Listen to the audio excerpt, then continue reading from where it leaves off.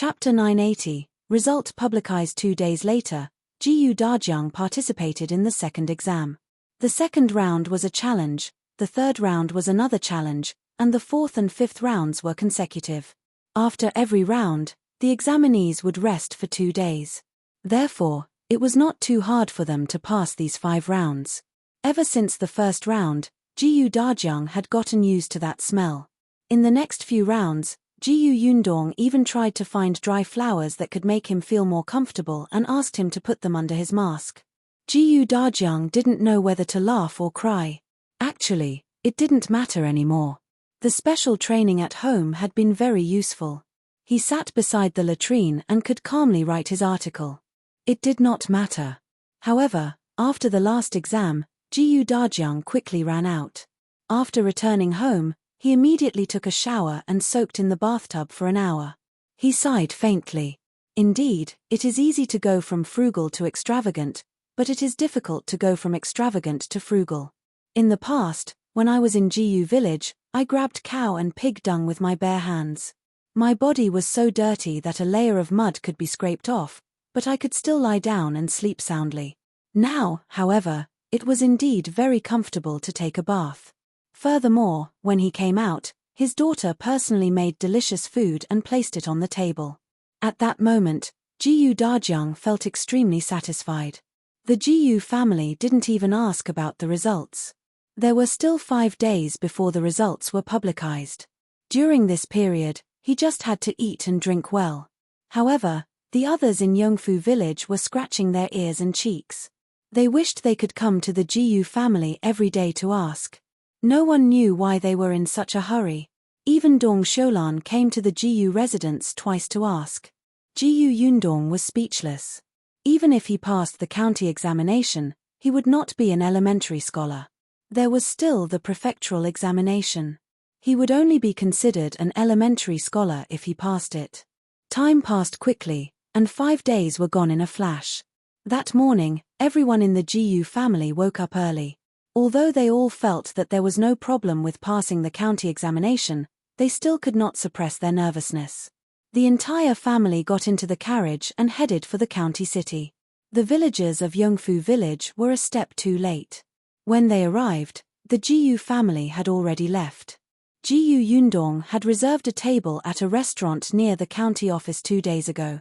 It was still early and the result wouldn't be publicized so quickly.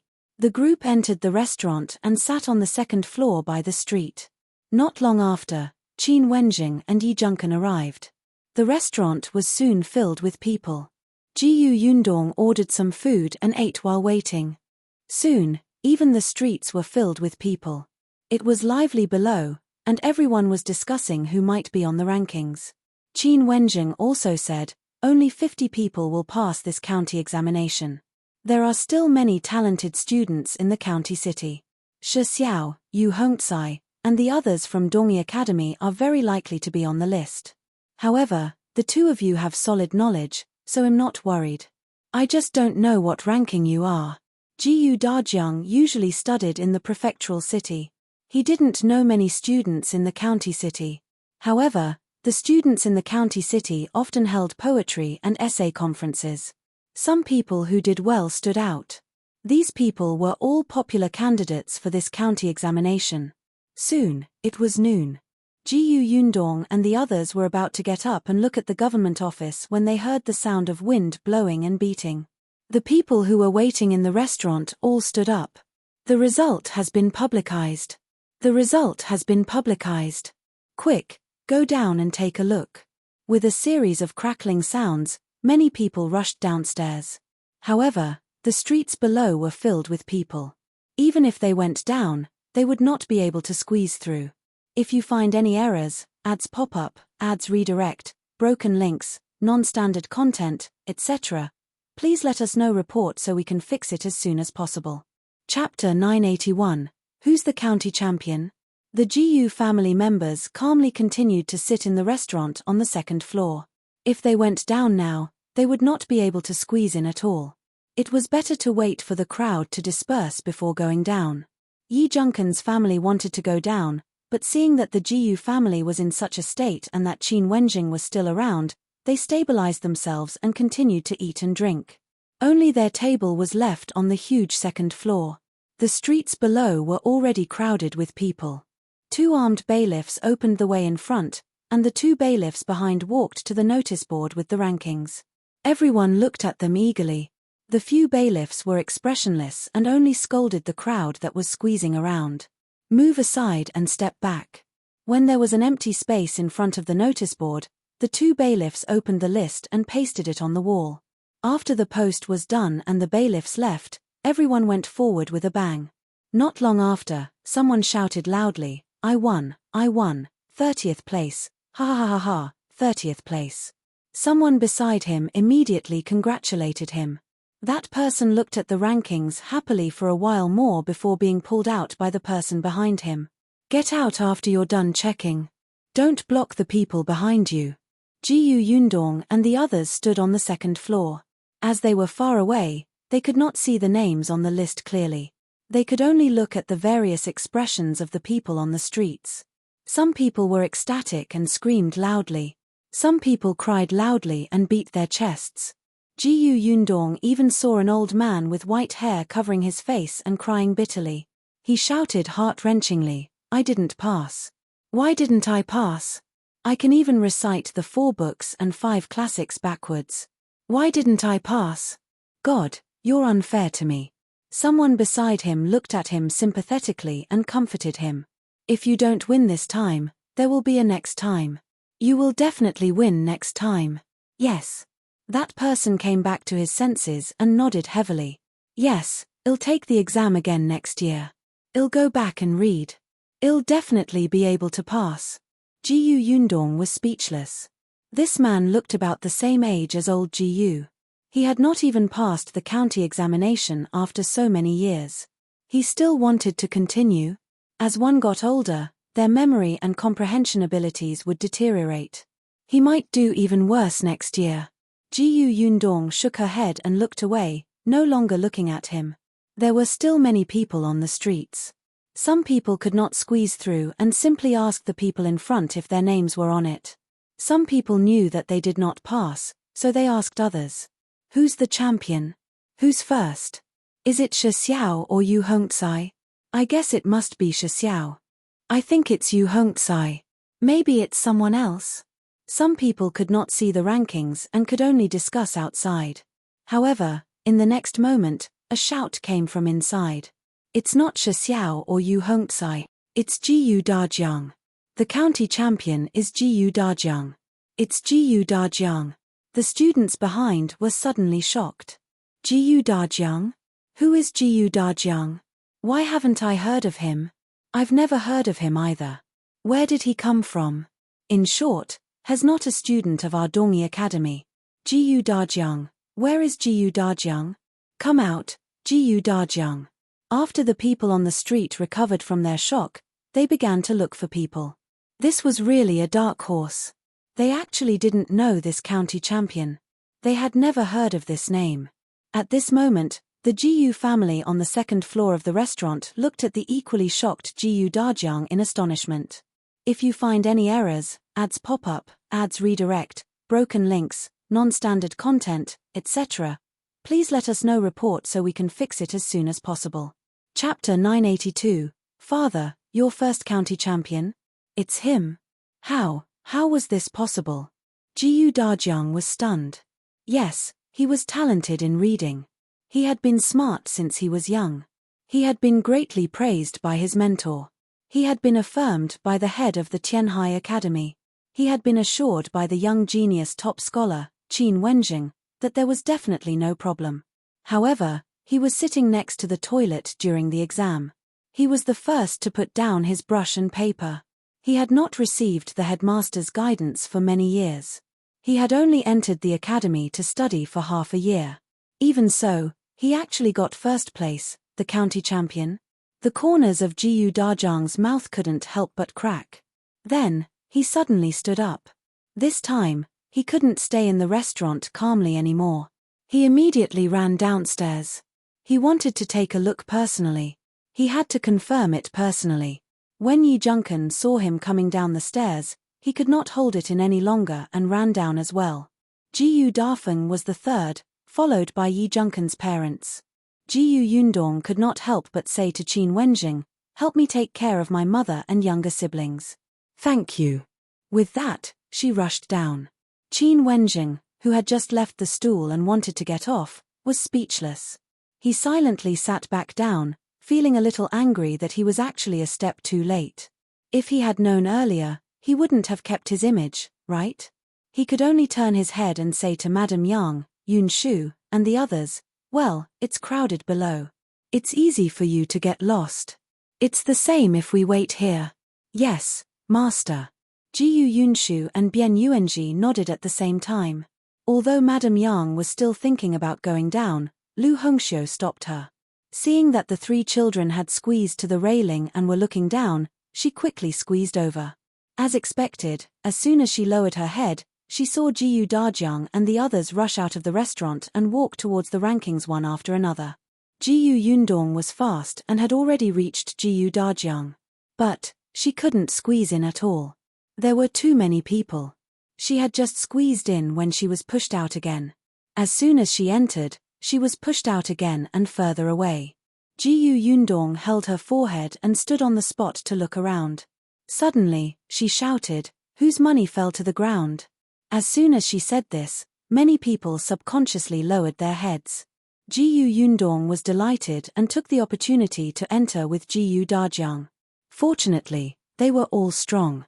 Once they squeezed through an opening, it would be much easier to move forward. Finally, after the few of them were covered in sweat, they finally stood 3 meters away from the rankings. Jiyu Yundong had good eyesight. She looked up and saw that her father's name was indeed in the first row. She immediately shouted happily, "You're really number one. Father, you're really number one, the county champion." Jiyu Yundong pointed at the rankings. "Did you see it? Jiyu Dajiang, your name." Jiyu Dajiang naturally saw it. His fingers trembled slightly. Jiyu Dafeng, who was beside him, grabbed his arm and pinched it very hard. She shouted excitedly, "Brother, it's you. It's your name. I recognize it. You're really too awesome." When the people beside them heard the commotion, they turned their heads with a whoosh and focused their gazes on them. County champion? So this person was Jiyu Dajiang? The eyes of the two people beside him constricted as they looked at him in shock. If you find any errors, ads pop up, ads redirect, broken links, non-standard content, etc., please let us know report so we can fix it as soon as possible. Chapter 983, henceforth one of them couldn't help but touch him. "Why, your name is Jiyu Dajiang?" "Yes, it's me." Jiyu Dajiang finally came back to his senses. His face was filled with joy as his eyes landed on the rankings. That person's eyes widened. "Are you really Jiyu Dajiang? But you were beside the toilet during the exam. You even finished answering the questions and put down your brush and paper early. How can you be the county champion?" When the others heard this, they were even more shocked. His exam shed was by the latrine. Finishing the questions early? Are you serious? Jiyu Dajiang also recognized the two of them. Weren't they the people who had stood beside him when he left the examination hall and said firmly that he couldn't get in? Jiyu Dajiang couldn't help but puff out his chest. So what if the test shed is beside the toilet? As long as you answer the questions seriously and don't smell anything, you can naturally write like a god. Everyone was speechless. Jiyu Yundong thought of the 5 or 6 sachets he had brought with him during the second round of the exam. The corners of her mouth twitched. Forget it, since it was a joyous day, she would not expose it. However, the people around him quickly congratulated Jiyu Dajiang. "Brother Jiyu, to be able to achieve such results despite such an environment and obtain the county championship, you're indeed admirable. Brother Jiyu, where are you studying now? I don't think we've seen you before." "That's right, Brother Jiyu. We often hold poetry gatherings, but I didn't see you participate. If you came, we would have known you long ago." Jiyu Dajiang had interacted with the students in Tianhai Academy for a long time and was already used to it. He replied politely, "I usually live in the prefectural city and don't come back often. That's why I don't know you." So he was in the prefectural city. No wonder they felt that he was unfamiliar. However, they were also puzzled. At Dajiang's age, it couldn't be his first time participating in the county examination, right? If he had participated in it before, they would have known him. Someone still wanted to ask, but a panting voice came from behind. Uncle Ji, is my name on it? It was Yi Junkan. In the end, he was one step behind Dajiang. When he went downstairs, he couldn't squeeze in. In addition, he was young and thin, and his parents weren't farmers. Now that he had finally arrived, he was sweating profusely and in a sorry state. When Yundong heard his voice, she quickly turned to look at the rankings. The first place was Dajiang, and the second place was an unfamiliar name. Anyway, she didn't know. The third place was Yu Hongcai from Dongyi Academy, who Qin Wenjing had mentioned had a chance of becoming the county champion.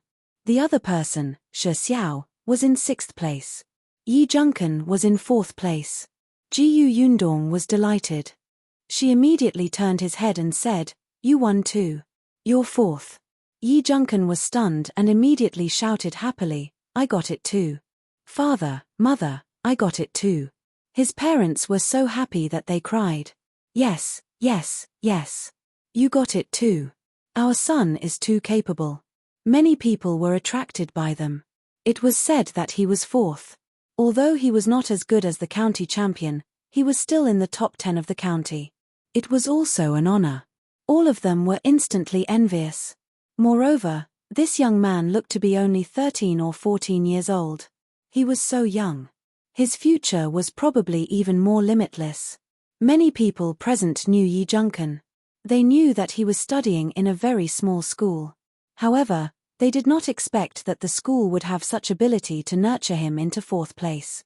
If you find any errors, ads pop up, ads redirect, broken links, non-standard content, etc., please let us know report so we can fix it as soon as possible. Chapter 984, Come Here Yi Junkan was Qin Wenzheng's student. With Qin Wenzheng's guarantee, Yundong knew that he would be fine. However, the fourth place was already very eye-catching. At the same time, her father was in first place. He was even more eye-catching and she was proud. If there were no major accidents, the county champion would not need to take the examination all the way to the court examination. He would enter school as usual and obtain the elementary scholar's honor. Her father was almost a confirmed elementary scholar. "Father, let's go out first. Yunshu and the others are still waiting." Okay. Let's go back first." Dajiang hurriedly bade farewell to the examinees who were still talking to him. These people knew that such good news should be told to the family early, so they didn't stop him. Hence, a group of people squeezed out of the crowd. Yundong's forehead was covered in sweat. She exhaled heavily, tidied her clothes, and hurried to the restaurant. The people upstairs had been waiting anxiously for a long time. They all looked downstairs. After Yundong and the others came up, Yunshu and Yunke rushed over like cannonballs. "Father, are they telling the truth? You're the county champion, right?" "Yes." Dajiang was overjoyed and rubbed his little head. Yunshu was overjoyed.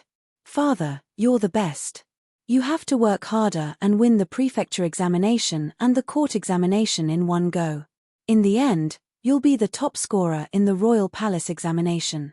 Father, do you know that you will win 6 consecutive examinations?" Dajiang: "No, I don't know. I don't want to know either. Son, you really think highly of me. You're even talking about winning 6 consecutive examinations. Your father feels that his luck is heaven-defying to have obtained a county champion. Why do you make it sound like I'm already the top scholar?" Yundong coughed lightly and said to Yunshu, "Don't give father so much pressure. He's going to cry later." Yunshu blinked. All right, he should ask for less from his father. On the other side, Yi Junkan also walked quickly to Qin Wenjing and bowed deeply. "Teacher, I didn't let you down. I'm ranked 4th. Qin Wenzheng's eyes lit up. Good job. He had expected Yi Junkan to enter the top 10 in the county. He had originally estimated that the kid would be ranked 7th or 8th. He did not expect him to be more hardworking than he had imagined and get 4th place. However, The person who surprised him the most was Dajiang. He was indeed confident in Dajiang, but Dajiang had actually obtained the county champion. This gave him a huge surprise, especially when he heard that Dajiang's examination shed was near the latrine. Indeed, with Dajiang's experience, his willpower was much better than ordinary young people. It's getting late. Since we already know our ranking, I think we should leave first. Otherwise, I'm afraid we won't be able to leave later. If everyone knew that the county champion was here, they would probably rush up soon. Yundong also thought of it and hurriedly let her parents go downstairs. If there were too many people later, it would be bad if Madame Yang and the children were squeezed. The group of people took advantage of the fact that it was still crowded below and quickly got up to leave. However, as soon as they went down, they immediately realized that the entrance was blocked. Sure enough, someone had already walked in and shouted, "Where's the county champion? Where's the county champion?" Yundong hurriedly took 2 steps back. "Father, hide first. I'll ask where the back door is." She felt that these people who came to look for the county champion seemed very excited. Dajiang had just nodded when someone beside him suddenly waved at them. "Come here." Yundong looked over. When she saw the person, her pupils constricted and she suddenly rushed towards him. "If you find any errors, ads pop up, ads redirect, broken links, non-standard content, etc., please let us know report so we can fix it as soon as possible." Chapter 985, Coming Back to Marry You. Why are you back at this time? Yundong could not hide the joy on her face. She rushed to him and hurriedly stopped, maintaining a distance of 1 meter from him. Unfortunately, they were outside now. Otherwise, she would have hugged him.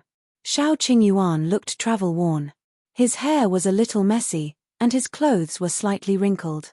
There was a hint of fatigue on his face, but when he looked at Yundong, his eyes were very gentle. He lowered his head slightly and said, "I came back to marry you." With that, he quickly looked up and said to Dajiang and the others, "This is the back door. The carriage is waiting behind. Let's go back first." "Okay." Although Dajiang was also surprised by his sudden appearance, it was not the time to talk. He kept leading everyone to the back door. Shuirong was already waiting there with a carriage. Beside him was Qin Wenzheng's carriage and Amaro, who had returned with Shao Qingyuan. They quickly got into the carriages. Shao Qingyuan held Yundong's hand gently. His large hands were warm. Perhaps he had grabbed the reins when he was riding the horse, and there was a mark on his palm. Yundong glanced at him and quickly got into the carriage. Dajiang was in a good mood today. He found Shao Qingyuan much more pleasing to the eye and couldn't help but ask, "When did you come back?" Shao Qingyuan jumped onto the horse's back. He turned around and saw Yunshu looking at him eagerly. He immediately carried him over and placed him in front of him. As he pulled the reins, he replied, "I just entered the city. On the way, I heard many people say that today is the day of the county rankings. I thought that Uncle Gu would participate in the county test this year and that you would definitely come to see the rankings, so I came straight here to look for you." When he arrived, he happened to see them enter the restaurant. He also saw the scene of the other students looking for the restaurant. He knew that there was no way to leave from the front door, so he found Shuirong and asked him to lead the carriage to the back door. Dajiang nodded. Not bad. This man was quite considerate. "Did your trip to the capital go well?" Shao Qingyuan replied, "Everything went smoothly." After a pause, he said, "Congratulations, Uncle Gu, on winning the county championship." Dajiang coughed lightly and couldn't help but smile. However, he was an elder and had to be steady. He couldn't let this brat see that he was very happy, so he nodded and lowered the curtain. Shao Qingyuan was speechless. Was he wrong to congratulate him? Yunshu, who was in front of him, covered his mouth and giggled. He said softly, "My father is shy." Shao Qingyuan couldn't imagine his future father-in-law being shy. The group of people quickly arrived at Qin Wenzheng's school. Qin Wenzheng wanted to have a good chat with Shao Qingyuan. After all, he had personally facilitated the man's trip to the capital. Although there was news from the capital about the cowpox vaccination method from time to time, It was not as clear as a personal demonstration. However, seeing that Shao Qingyuan only wanted to go back and talk to his future wife, the corners of Qin Wenzheng's mouth twitched. In the end, he dispelled this thought and suggested that they meet another day. The Jiyu family parted ways with Qin Wenzheng, Yi Junkan, and the others and headed back to Yongfu village. There were already many people gathered at the entrance of Yongfu village. Even the village chief, Chen Liang, was there. When he saw the carriage driving over from afar, he hurriedly ran forward. "Brother Jiyu, you're finally back. The rankings have been posted, right? How is it?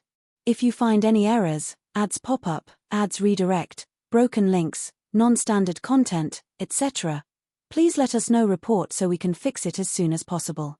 Chapter 986. Good job. Many people in the village looked over with anxious eyes. Of course, there were also people who were secretly gloating. The Jiyu family had money, land, and shops. Their lives were already enviable. If Jiyu Dajiang also became an elementary scholar, wouldn't the Jiyu family be in heavens? Wouldn't the entire Yongfu village be surnamed Jiyu? It was said that Jiyu Dajiang's examination shed was close to the toilet. It would be strange if he could pass. Therefore, when someone asked what rank he got, someone who seemed to be kind but was actually stabbing a knife immediately said, "Dajiang, it doesn't matter if you didn't perform well. There's still another year if you didn't pass this year."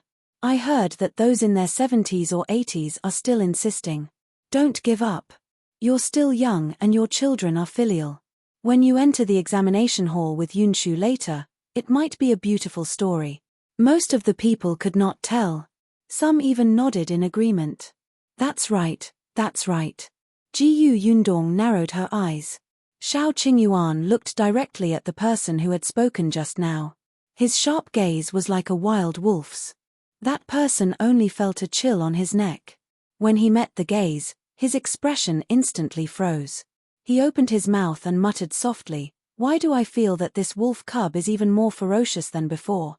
Jiyu Dajiang had already alighted from the carriage. He didn't know how to answer everyone's questions. It was Yunke who came out later. She said very proudly, "My father is the champion of the county." County champion? Chen Liang, who was standing at the front, was shocked. Did he hear wrongly just now? What did Yunke say? However, there were also people who did not understand what this county champion meant. They immediately frowned and said, "What county champion? You didn't pass, right?" Chen Liang suddenly turned around and shouted. He slapped his thigh hard. He didn't pass. The county champion is the first place in the county examination. He's the first place in our county. Brother Jiyu, you're good. What? First place? Really? Dajiang, you're amazing. This is a joyous occasion. Ayo, isn't he about to become an elementary scholar? There's actually a county champion in our village. A big shot has appeared. Brother Jiyu, you have to treat us. Let's have a good time together, right? Jiyu Dajiang opened his mouth. He had only passed one county examination. There was no need to do this. Jiyu Yundong also understood that it was not appropriate to be too high profile now. She immediately said, "There's no hurry for a celebration. When my father becomes an elementary scholar, we will naturally have to celebrate. My father still has to participate in the prefectural examination in April and really doesn't have time. He will rush to the prefectural city tomorrow or the day after." Chen Liang hurriedly said, yes. The prefectural examination is more important. We can't let other things affect your studies now." Then, he waved at the villagers. All right. Don't stand there. Go back and do your own things." The villagers still wanted to say something. This was the county champion. It was good to shake hands and bask in the joy. However, Chen Liang did not allow it. Everyone could only retreat regretfully and make way for the Jiyu family.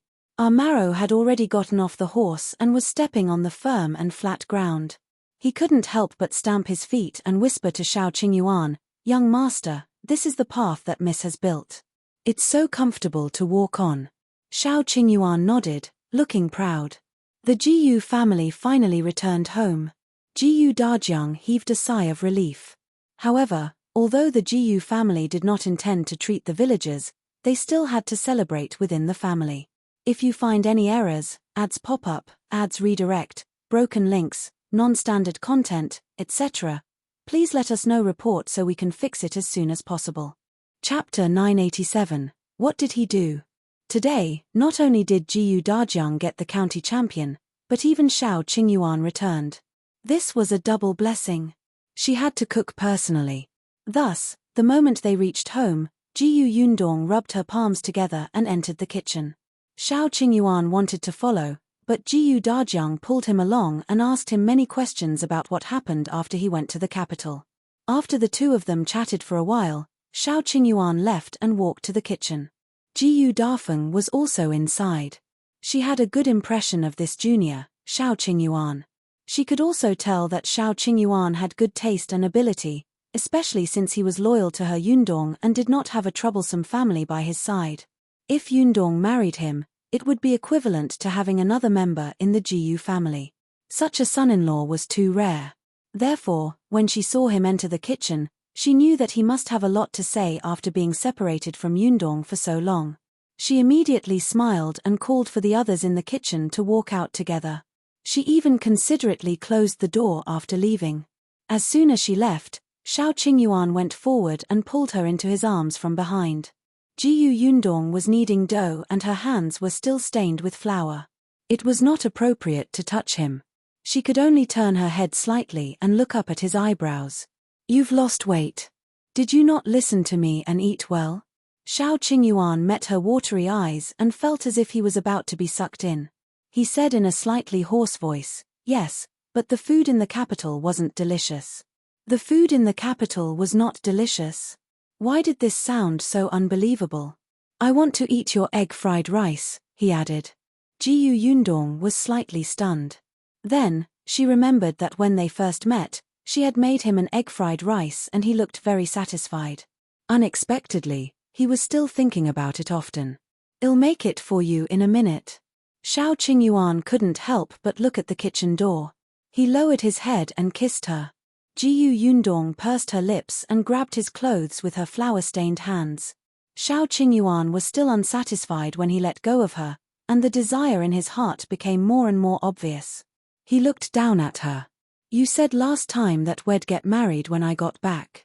"Yes, after my father passes the prefectural examination." "Okay." Shao Qingyuan didn't ask further. He looked down at the basin in front of her. "Let me help you." After saying that, he went to wash his hands and came back to knead for her. Yundong decided to do something else. There were only the two of them in the kitchen. Eldest Aunt Jiyu would probably take a long time to come in. Yundong asked him about the capital. "Have you settled everything in the capital? Did you encounter any difficulties?" Shao Qingyuan narrowed his eyes slightly and said calmly, "No, I only made a suggestion. I still have to rely on the Imperial physicians from the Imperial hospital to implement it. Things are progressing very smoothly, so I can come back at this time." "So the cowpox vaccination method passed?" "Yes, it did. I even met the current emperor." Yundong was stunned and instantly became interested. "You met the emperor? What does he look like? What's his personality like?" The emperor was the highest leader of the country. Just thinking about it made her feel inexplicably excited. Shao Qingyuan laughed. He thought for a moment and said, "His Majesty is a very decisive person." Decisive? Yundong had long seen through this. However, what did he do to give Shao Qingyuan such a direct impression? What did he do? If you find any errors, ads pop up, ads redirect, broken links, non-standard content, etc., please let us know report so we can fix it as soon as possible. Chapter 988. Is the Emperor crazy? What did he do? Shao Qingyuan still found it unbelievable. He lowered his voice slightly and said, "After the cowpox vaccination method was confirmed that it could prevent smallpox, the Emperor ordered it to be popularized. Unfortunately, no one was willing to try it. Even if the Imperial physician said that there was no problem, even if it was an Imperial edict from the Emperor, Even if the Imperial physicians said that they had tested it on death row prisoners and it was absolutely foolproof, no one was willing to try it. After all, it could be fatal. What if they failed? If they failed, they would lose their lives. Moreover, this method was suggested by a country bumpkin. Others heard that this person was not even a doctor. The method he mentioned was unorthodox. Could it be used? Would anyone dare to use it? Not to mention those high-ranking officials and nobles, even the commoners were unwilling. Shao Qingyuan scoffed at this. He didn't propose such a preventive method for the sake of the world. If Yundong hadn't wanted him to make a contribution and urgently told Qin Wenjing about the method, Shao Qingyuan wouldn't even have mentioned it. He would only silently test it himself and inoculate the people close to him. What did the rest have to do with him? Even if these people died from smallpox, he didn't care. Just as Shao Qingyuan was about to bid farewell to Song Dajiang impatiently and return, the emperor in the palace suddenly made a bold decision that shocked him. The emperor let his 11-year-old son try the cowpox vaccination method. Jiyu Yundong's eyes widened in shock. He wanted the prince to do it himself? Yes. When this news spread, the entire capital was in an uproar. This prince was born by the empress and was the legitimate heir to the throne. How noble was his status? Moreover, the current emperor only had 3 children, one of whom was a princess. Was the emperor crazy? Everyone felt that the emperor was dissatisfied with the empress and that prince. It was only later that Shao Qingyuan found out that the prince had requested this himself. He did not know about the twists and turns in the palace, but he could more or less guess that this might not only be to tell the world about the effect of the cowpox vaccination method, but also for some other purposes. When Jiyu Yundong heard this, she fell into deep thought. Perhaps the emperor agreed because he wanted the world to see this prince's courage and contribution to the world. He might be paving the way for him, building his reputation. But no matter what, Jiyu Yundong could not help but admire the courage of this father and son. But then, a trace of anger surged in her heart. What if this method didn't succeed? Then the first person to be convicted would be her Shao Qingyuan. What if someone wanted to harm that prince and succeeded with the cowpox vaccination method? Wouldn't everyone still have to make Shao Qingyuan take the blame? Sure enough, politics were too dirty. If they were not careful, they might become cannon fodder. What happened next? Shao Qingyuan could tell that there was a hint of dissatisfaction in her tone. He turned to look at her and smiled. I naturally succeeded in the end. The emperor rewarded me, so I came back. Jiyu Yundong nodded. It's good that you're back. Let's stay away from these things in the future.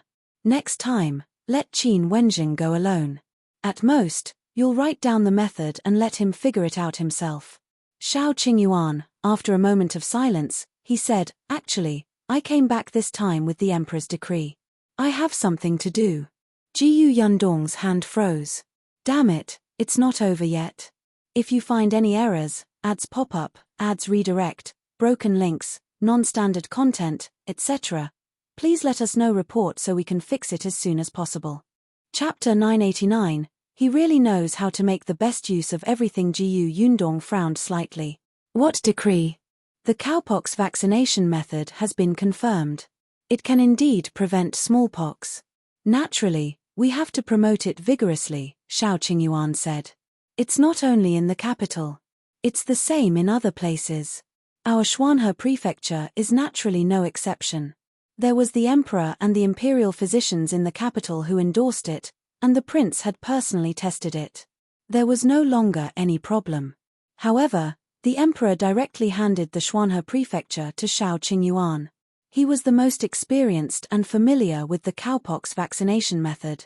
Therefore, the emperor issued an imperial edict and asked Prefecture Magistrate Dai of Xuanhe Prefecture to cooperate with Shao Qingyuan to inoculate the commoners of the county towns and villages that were subordinate to the Xuanhe Prefecture. Not only that, but in order to spread the cowpox vaccination method throughout the country, the emperor gave the various prefectural cities great pressure and asked the government office to register and count the people who had been vaccinated. Half a year later, if the number of people registered in the prefectural city was minimal, they would have to report it and leave a record. At that time, The local government's evaluation of incompetence would very likely affect their future promotion. Of course, if the number of people registered exceeded 1/3, they would be rewarded by the Imperial Court. Jiyu Yundong almost fainted when she heard that. The Emperor was really good at finding trouble for them. His decision. Wasn't he worried that some prefecture magistrates will go to extremes and force those unwilling citizens to be vaccinated for the reward? Wasn't he worried that they will focus on this and not care about anything else? Shao Qingyuan had already kneaded the flour and covered the basin with a cloth. That's why the Emperor will send a team of Imperial guards to the various government offices to assist. Although it was said to be assisting, it was actually to supervise. Not only the Imperial guards, but there will also be an Imperial physician who is familiar with the cowpox vaccination method coming to the various prefectural cities. The corners of Jiyu Yundong's mouth twitched. Then, she seemed to have thought of something and hurriedly asked, "Then which Imperial physician is coming to the Xuanhe Prefecture? Is Song Dajiang here?" "Me." "Jiyu Yundong, what do you mean? When did you become an Imperial physician?" Shao Qingyuan explained, "I'm not an Imperial physician, but I'm more familiar with the cowpox vaccination method than an Imperial physician is. The Emperor said that there aren't many Imperial physicians in the Imperial Hospital. The palace needs them, and so does the capital. Therefore, no other Imperial physicians will come from the Xuanhe Prefecture. I'll cooperate with the Prefecture Magistrate. Moreover, they won't send the Imperial guards because Qin Wenjing is here." Jiyu Yundong cursed in her heart. The current Emperor really knew how to make the best use of everything. After using Qin Wenjing, he started to have designs on Shao Qingyuan. Not a good thing. Shao Qingyuan saw that she was furious and did not say the last sentence. In fact, when the Emperor made this decision, he also said one sentence, "I heard that your fiancée is also an extremely smart girl." Even Minister Qin praised her endlessly and was tricked by her twice. "You are also a rare talent. I believe that there will be no problem if I leave this matter to you." At that time, Shao Qingyuan had the urge to beat Qin Wenjing up. He must have reported this matter to the Emperor. Otherwise, how could the Emperor remember his Yundong? However, Yundong was busy, so Shao Qingyuan did not plan to let her worry. Therefore, he would discuss this matter with Qin Wenjing and carry out the Emperor's decree. "This matter is a little urgent. Tomorrow or the day after, I have to go to the prefectural city." "When are you going?" "I'll pack up tomorrow and go to the prefectural city the day after tomorrow." "All right, let's go together. If you find any errors, ads pop up, ads redirect, broken links, non-standard content, etc., please let us know report so we can fix it as soon as possible." Chapter 990, Jiyu Dajiang's obsession. After the two of them finished the discussion, footsteps sounded outside the kitchen. Soon, Jiyu Dafeng pushed open the door. When she entered and saw the two of them working, she immediately smiled. "Qingyuan, Yundong's father is calling for you. Hurry up and go." "We're here." Shao Qingyuan washed his hands. "All right, thank you, eldest aunt. I'll go talk to Uncle Jiyu first." "Go, go." Jiyu Dafeng waved her hand. After they left, she looked meaningfully at Jiyu Yundong. The latter silently turned her back to her. "Eldest aunt, we didn't do anything. You have to trust us. What are you shy about?" Jiyu Dafeng leaned behind her and said with a smile, "It's been so long since you last met. It's fine for you to talk. Eldest aunt has been there before, and the two of you are engaged. It's fine. No one gossips at home." Jiyu Yundong coughed lightly. "Eldest aunt, be more reserved." She sped up her actions and went to the cupboard to get the eggs. At the same time, she avoided eldest aunt Gus' mysterious smile. That night, the Jiyu family was very excited. Jiyu Dajiang had won the county case. This was something he had never thought of before. To him, it was like fulfilling a dream. Many years ago, before he went to the county exam, he was directly forbidden by his parents and the patriarch from going out. All his efforts were for naught. No one knew that taking the Imperial examination had actually become an obsession that he had buried in the bottom of his heart. Now that his wish had been fulfilled and his results were so gratifying, he was happy. Really, he was especially happy. Coupled with the fact that his life was getting better and better with his family by his side, his mood was very complicated. He could not help but drink a few more glasses of wine. In the end, he actually felt a little drunk. Jiyu Yundong was still worried when she helped him back to his room. She stretched out a hand and asked him, "Father, how many is this? Do you really think him drunk? It's just a few glasses of wine. Why are you worrying for nothing? How many is this?" Jiyu Yundong insisted. Jiyu Dajiang sighed. 3, I can see clearly. I'm not seeing things. Alright, you've been busy for the entire day. Hurry up and rest. Your mother will take care of me from here. Only then did Jiyu Yundong relax slightly. Mother, if father is not feeling well, you have to go out and call us, understand? Yes, I know. Madame Yang nodded obediently. Jiyu Yundong then turned around and left the room. As soon as the door closed, Jiyu Dajiang collapsed on the bed. Madame Yang helped him take off his coat. Unexpectedly, just as she reached out, he wrapped his arms around her waist and pressed her down. Liu Niang, I am happy today. Teacher and old tribe leader can finally be at ease. I did not let them down, I have the face to meet them in the future. This is great, this is great. Madame Yang blinked and slowly wiped the tears from the corners of his eyes. Then, she kissed his eyes. Dajiang is the best in the world. Jiyu Dajiang smiled even more happily. He held her face and said gently, Liu Niang too. Jiyu Yundong hid outside and listened attentively for a moment. After being fed a mouthful of dog food, she rubbed her arms and quickly left. However, the corners of her lips curled up slightly. Their lives would definitely get better and better in the future. The next day, as expected, Jiyu Dajiang woke up late. When he went out, his head still hurt. It was only when the kitchen brought him some hangover soup that he felt slightly better. Dong Shoulan came at this time, but her expression didn't seem right. If you find any errors, ads pop up, ads redirect, broken links, non-standard content, etc., please let us know report so we can fix it as soon as possible. Chapter 991. Don't worry, I didn't agree. Jiyu Yundong found it strange and was about to ask. However, Dong Shoulan quickly put on a smile and handed over the basket in her hand. Your father won the county championship. Your family was busy yesterday, so I couldn't disturb you. Take this. It's a congratulatory gift. Not only were there vegetables, fruits, and eggs in the basket, but there was also a red packet. Although it's not much, this is a token of my appreciation. You must accept it. 300 copper coins was indeed not much for Jiyu Yundong. However, to Dong Shoulan, it was already a very thick red packet. Jiyu Yundong accepted it and let her in. Dong Shoulan happened to have something to ask Jiyu Dajiang, so she followed her into the central room. Brother Jiyu, is the county examination difficult? Jiyu Yundong poured her a cup of tea and sat opposite her. She could not help but look at her in surprise. Aunt, why are you asking this? Here it goes. I'm thinking if I should let my eldest son take the exam too. Although we don't plan to let him become an elementary scholar or high scholar, it's good for him to be a preparation scholar.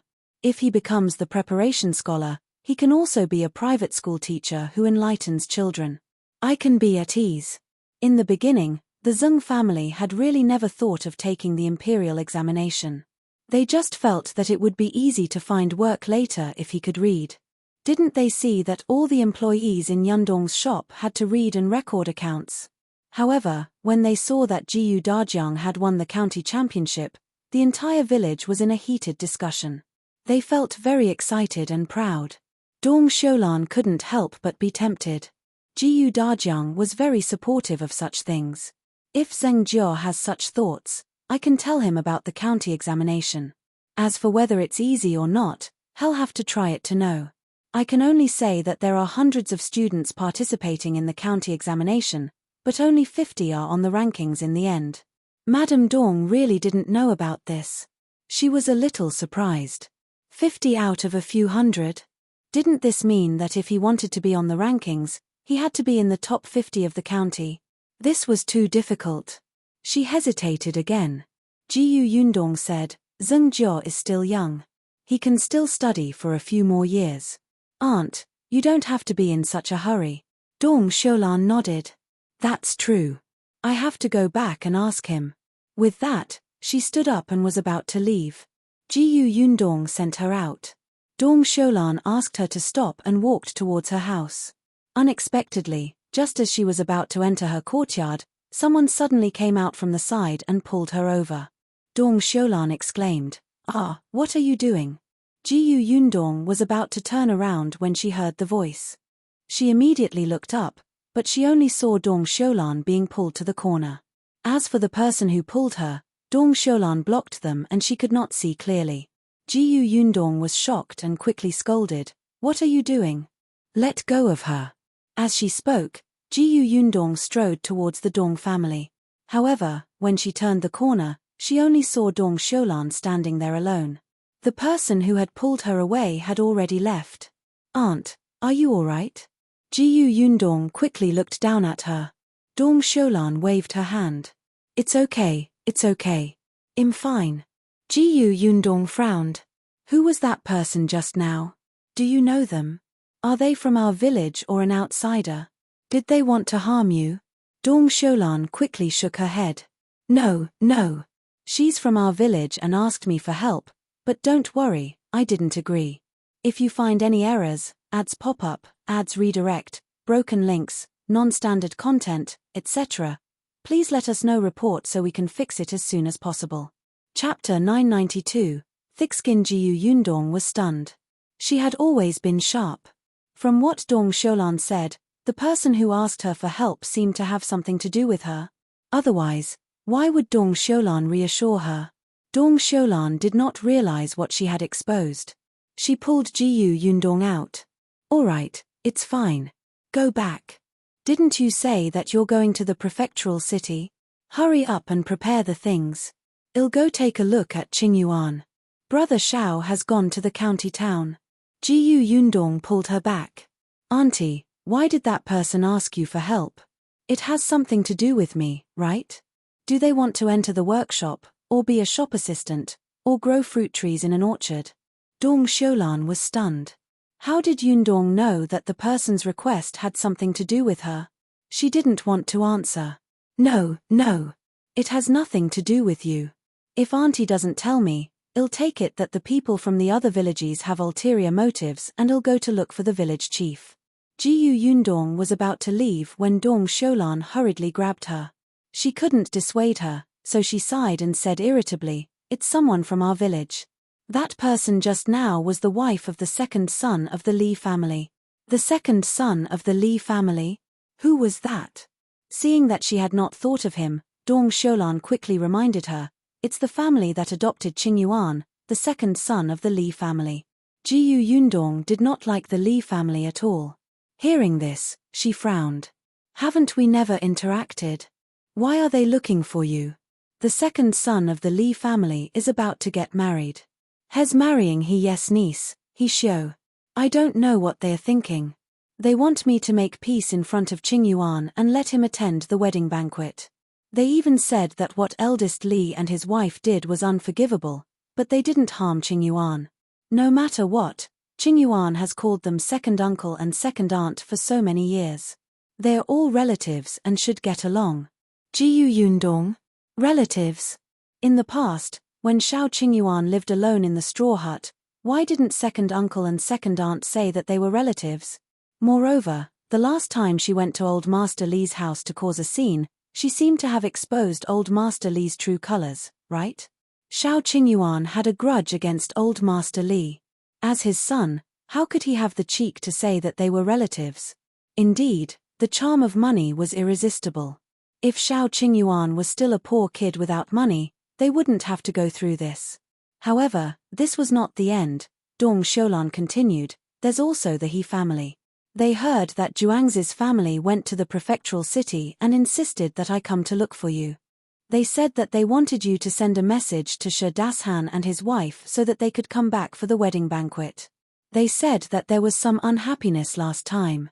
They wanted to take this opportunity to reconcile. The He family really didn't know that Zhuangzi's family had gone to the prefectural city.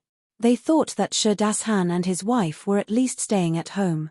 Unexpectedly, when they came over, the house was locked. Jiyu Yundong was speechless. So severing ties was a joke. These two families really knew how to find soft persimmons to bully. They knew that Dong Xiulan had a good relationship with them and was soft and easy to talk to, so they asked her to persuade them. No wonder Auntie's expression was not good when she entered just now. Auntie, you don't have to worry about it.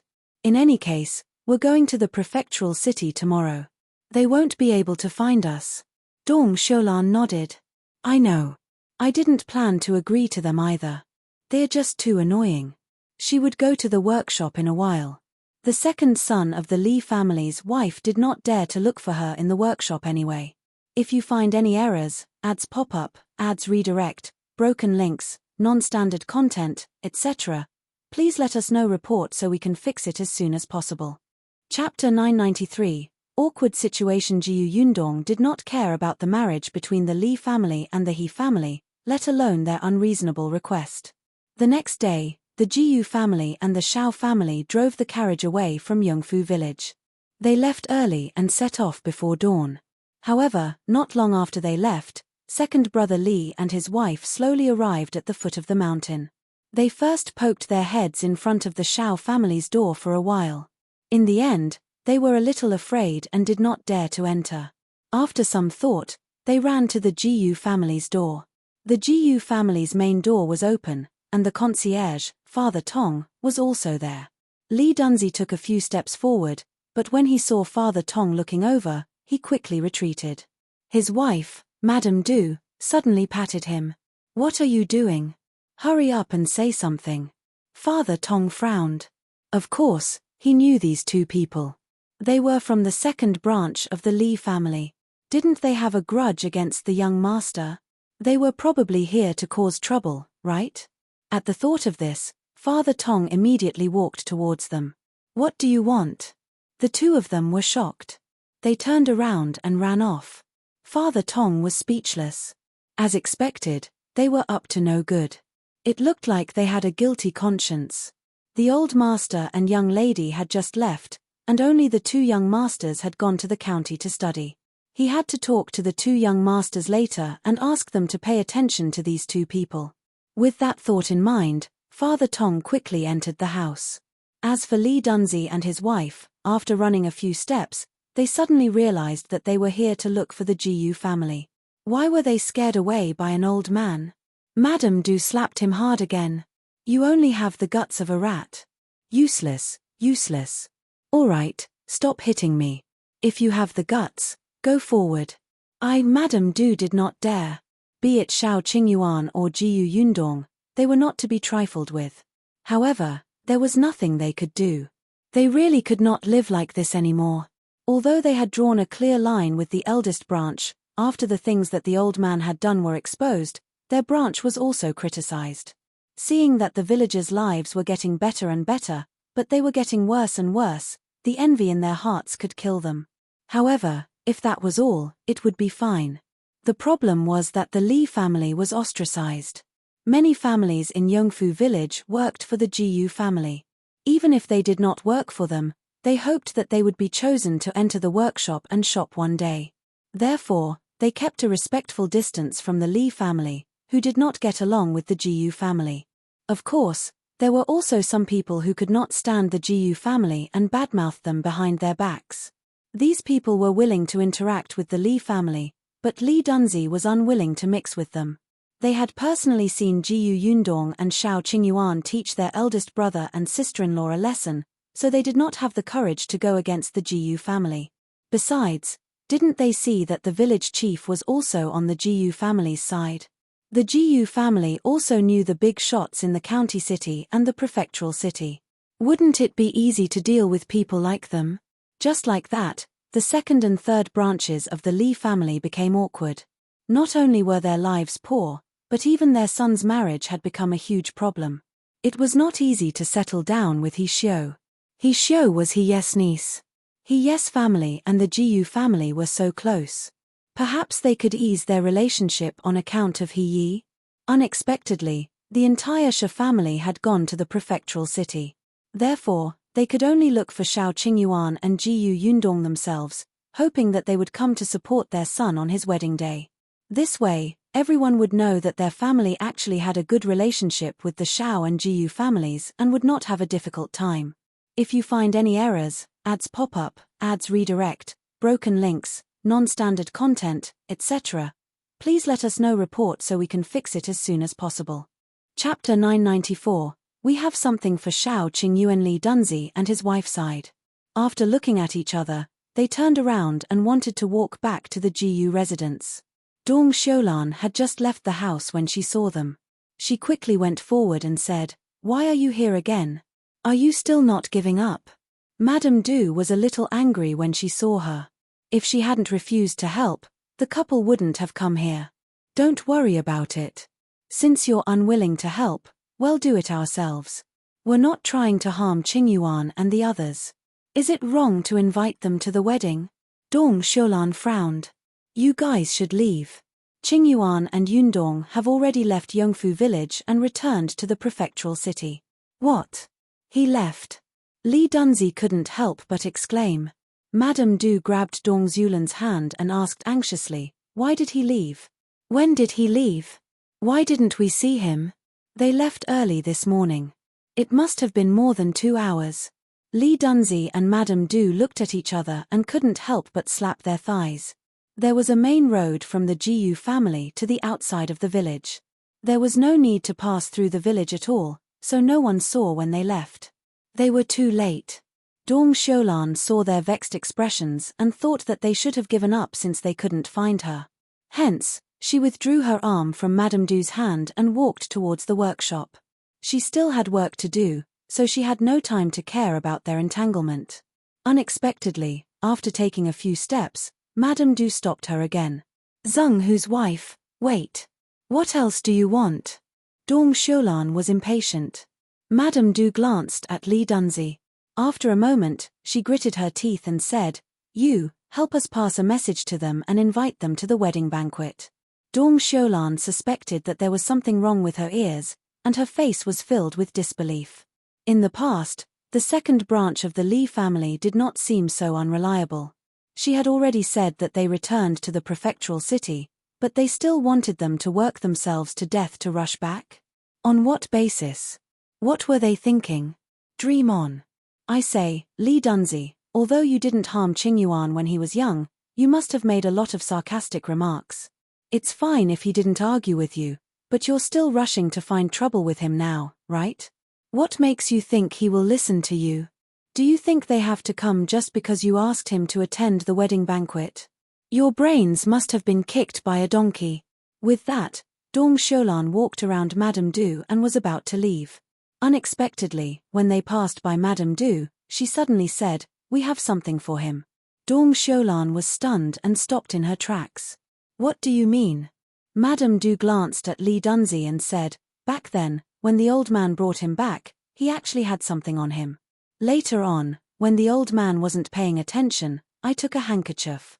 We thought that the handkerchief might have been left behind by Qingyuan's biological parents and was related to his background."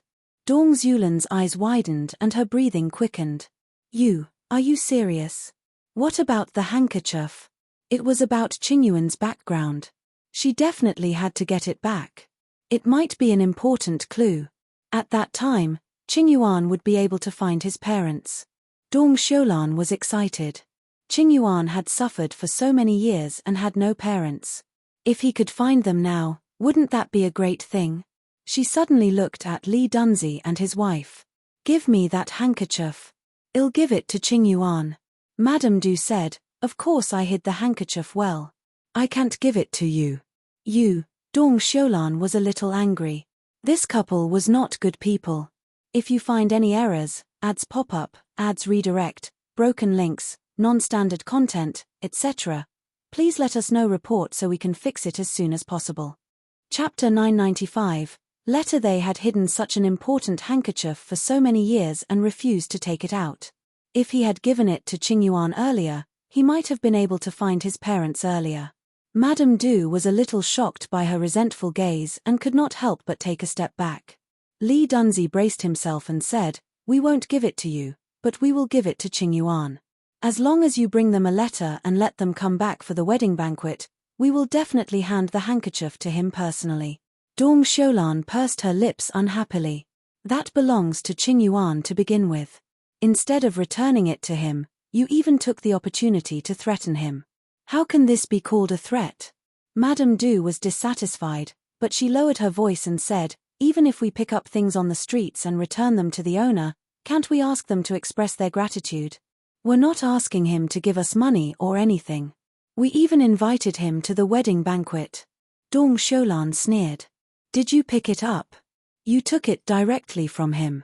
But if we hadn't taken it, that handkerchief might have been burned by my father long ago and nothing would have been left.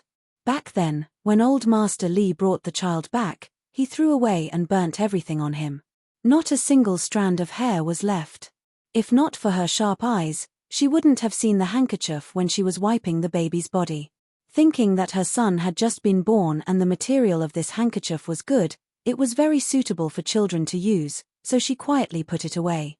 Otherwise, the handkerchief would have turned to ashes long ago. Shao Qingyuan would never know his true identity. Dong Xiulan was so angry that she couldn't speak, but what the woman said made sense. Moreover, this matter concerned Qingyuan after all, so she took a deep breath and said, all right, I'll help deliver the message. But whether they decide to come back or not is their own business. Hey, thank you, sister. Madame Du immediately smiled and became happy. Dong Xiulan felt very upset and turned around to go home. She did not dare to delay. She quickly got her son to bring out a brush and paper and wrote a letter to Qingyuan. After he finished writing, she instructed Zheng Jiao to keep it a secret and not tell anyone. Then, she took the letter and headed to the Jiyu family's workshop. There was no one in the Shao family. Amaro and the others had left with Shao Qingyuan. There were only Father Tong and a few women left in the Jiyu family.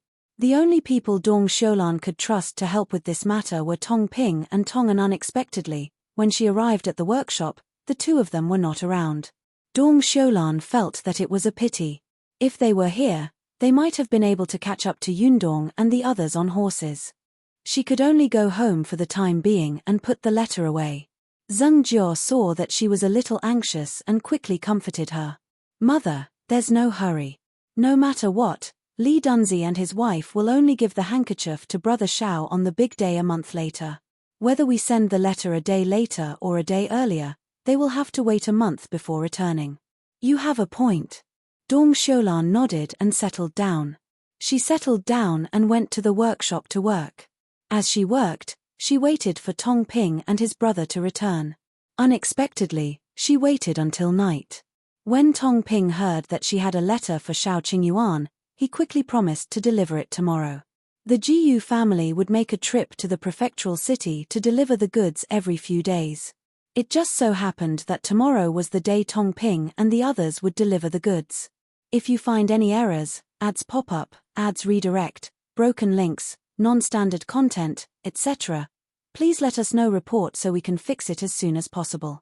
Chapter 996. Difficult. The next night, Shao Qingyuan and Jiyu Yundong received Dong Xiulan's letter. The two of them were a little surprised. They could not care less about the fatigue of the day and hurriedly opened the letter. After reading it, the two of them were stunned. The second son of the Li family actually has your things? Jiyu Yundong's face was filled with disbelief. Shao Qingyuan frowned slightly and shook his head.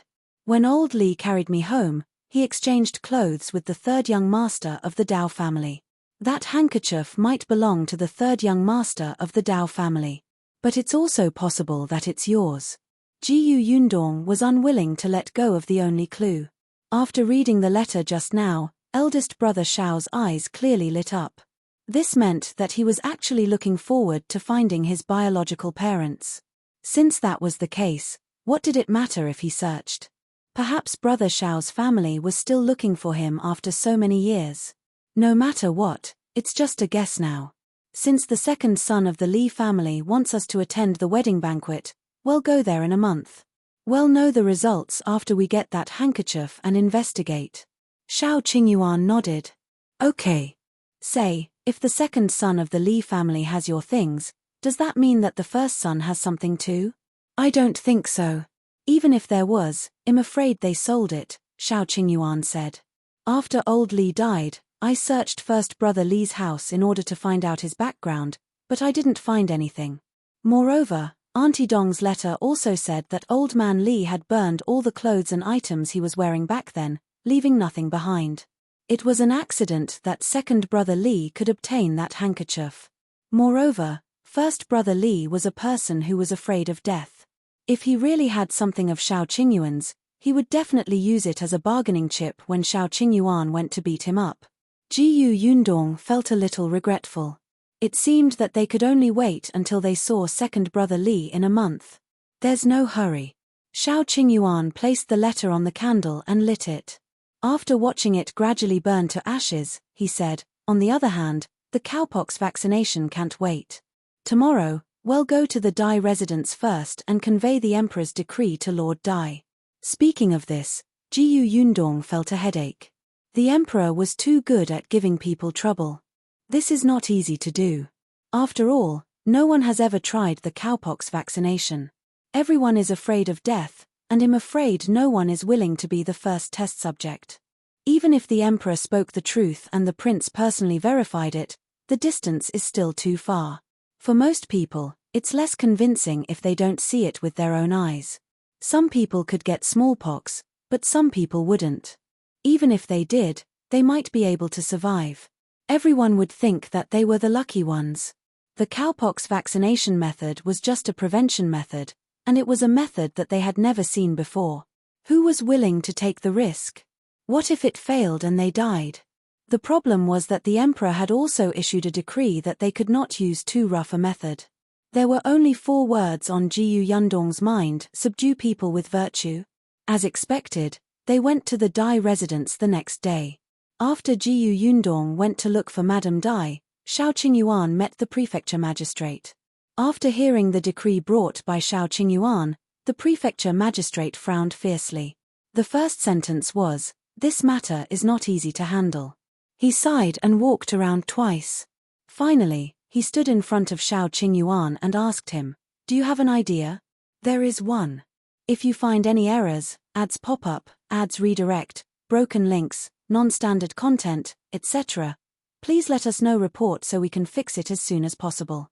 Chapter 997, It's good if you can't get it. There was one? The Prefecture Magistrate instantly perked up and looked at him with burning eyes. Shao Qingyuan said, "At the end of the day, this matter is beneficial to the country and the people. However, the people don't believe us in their hearts.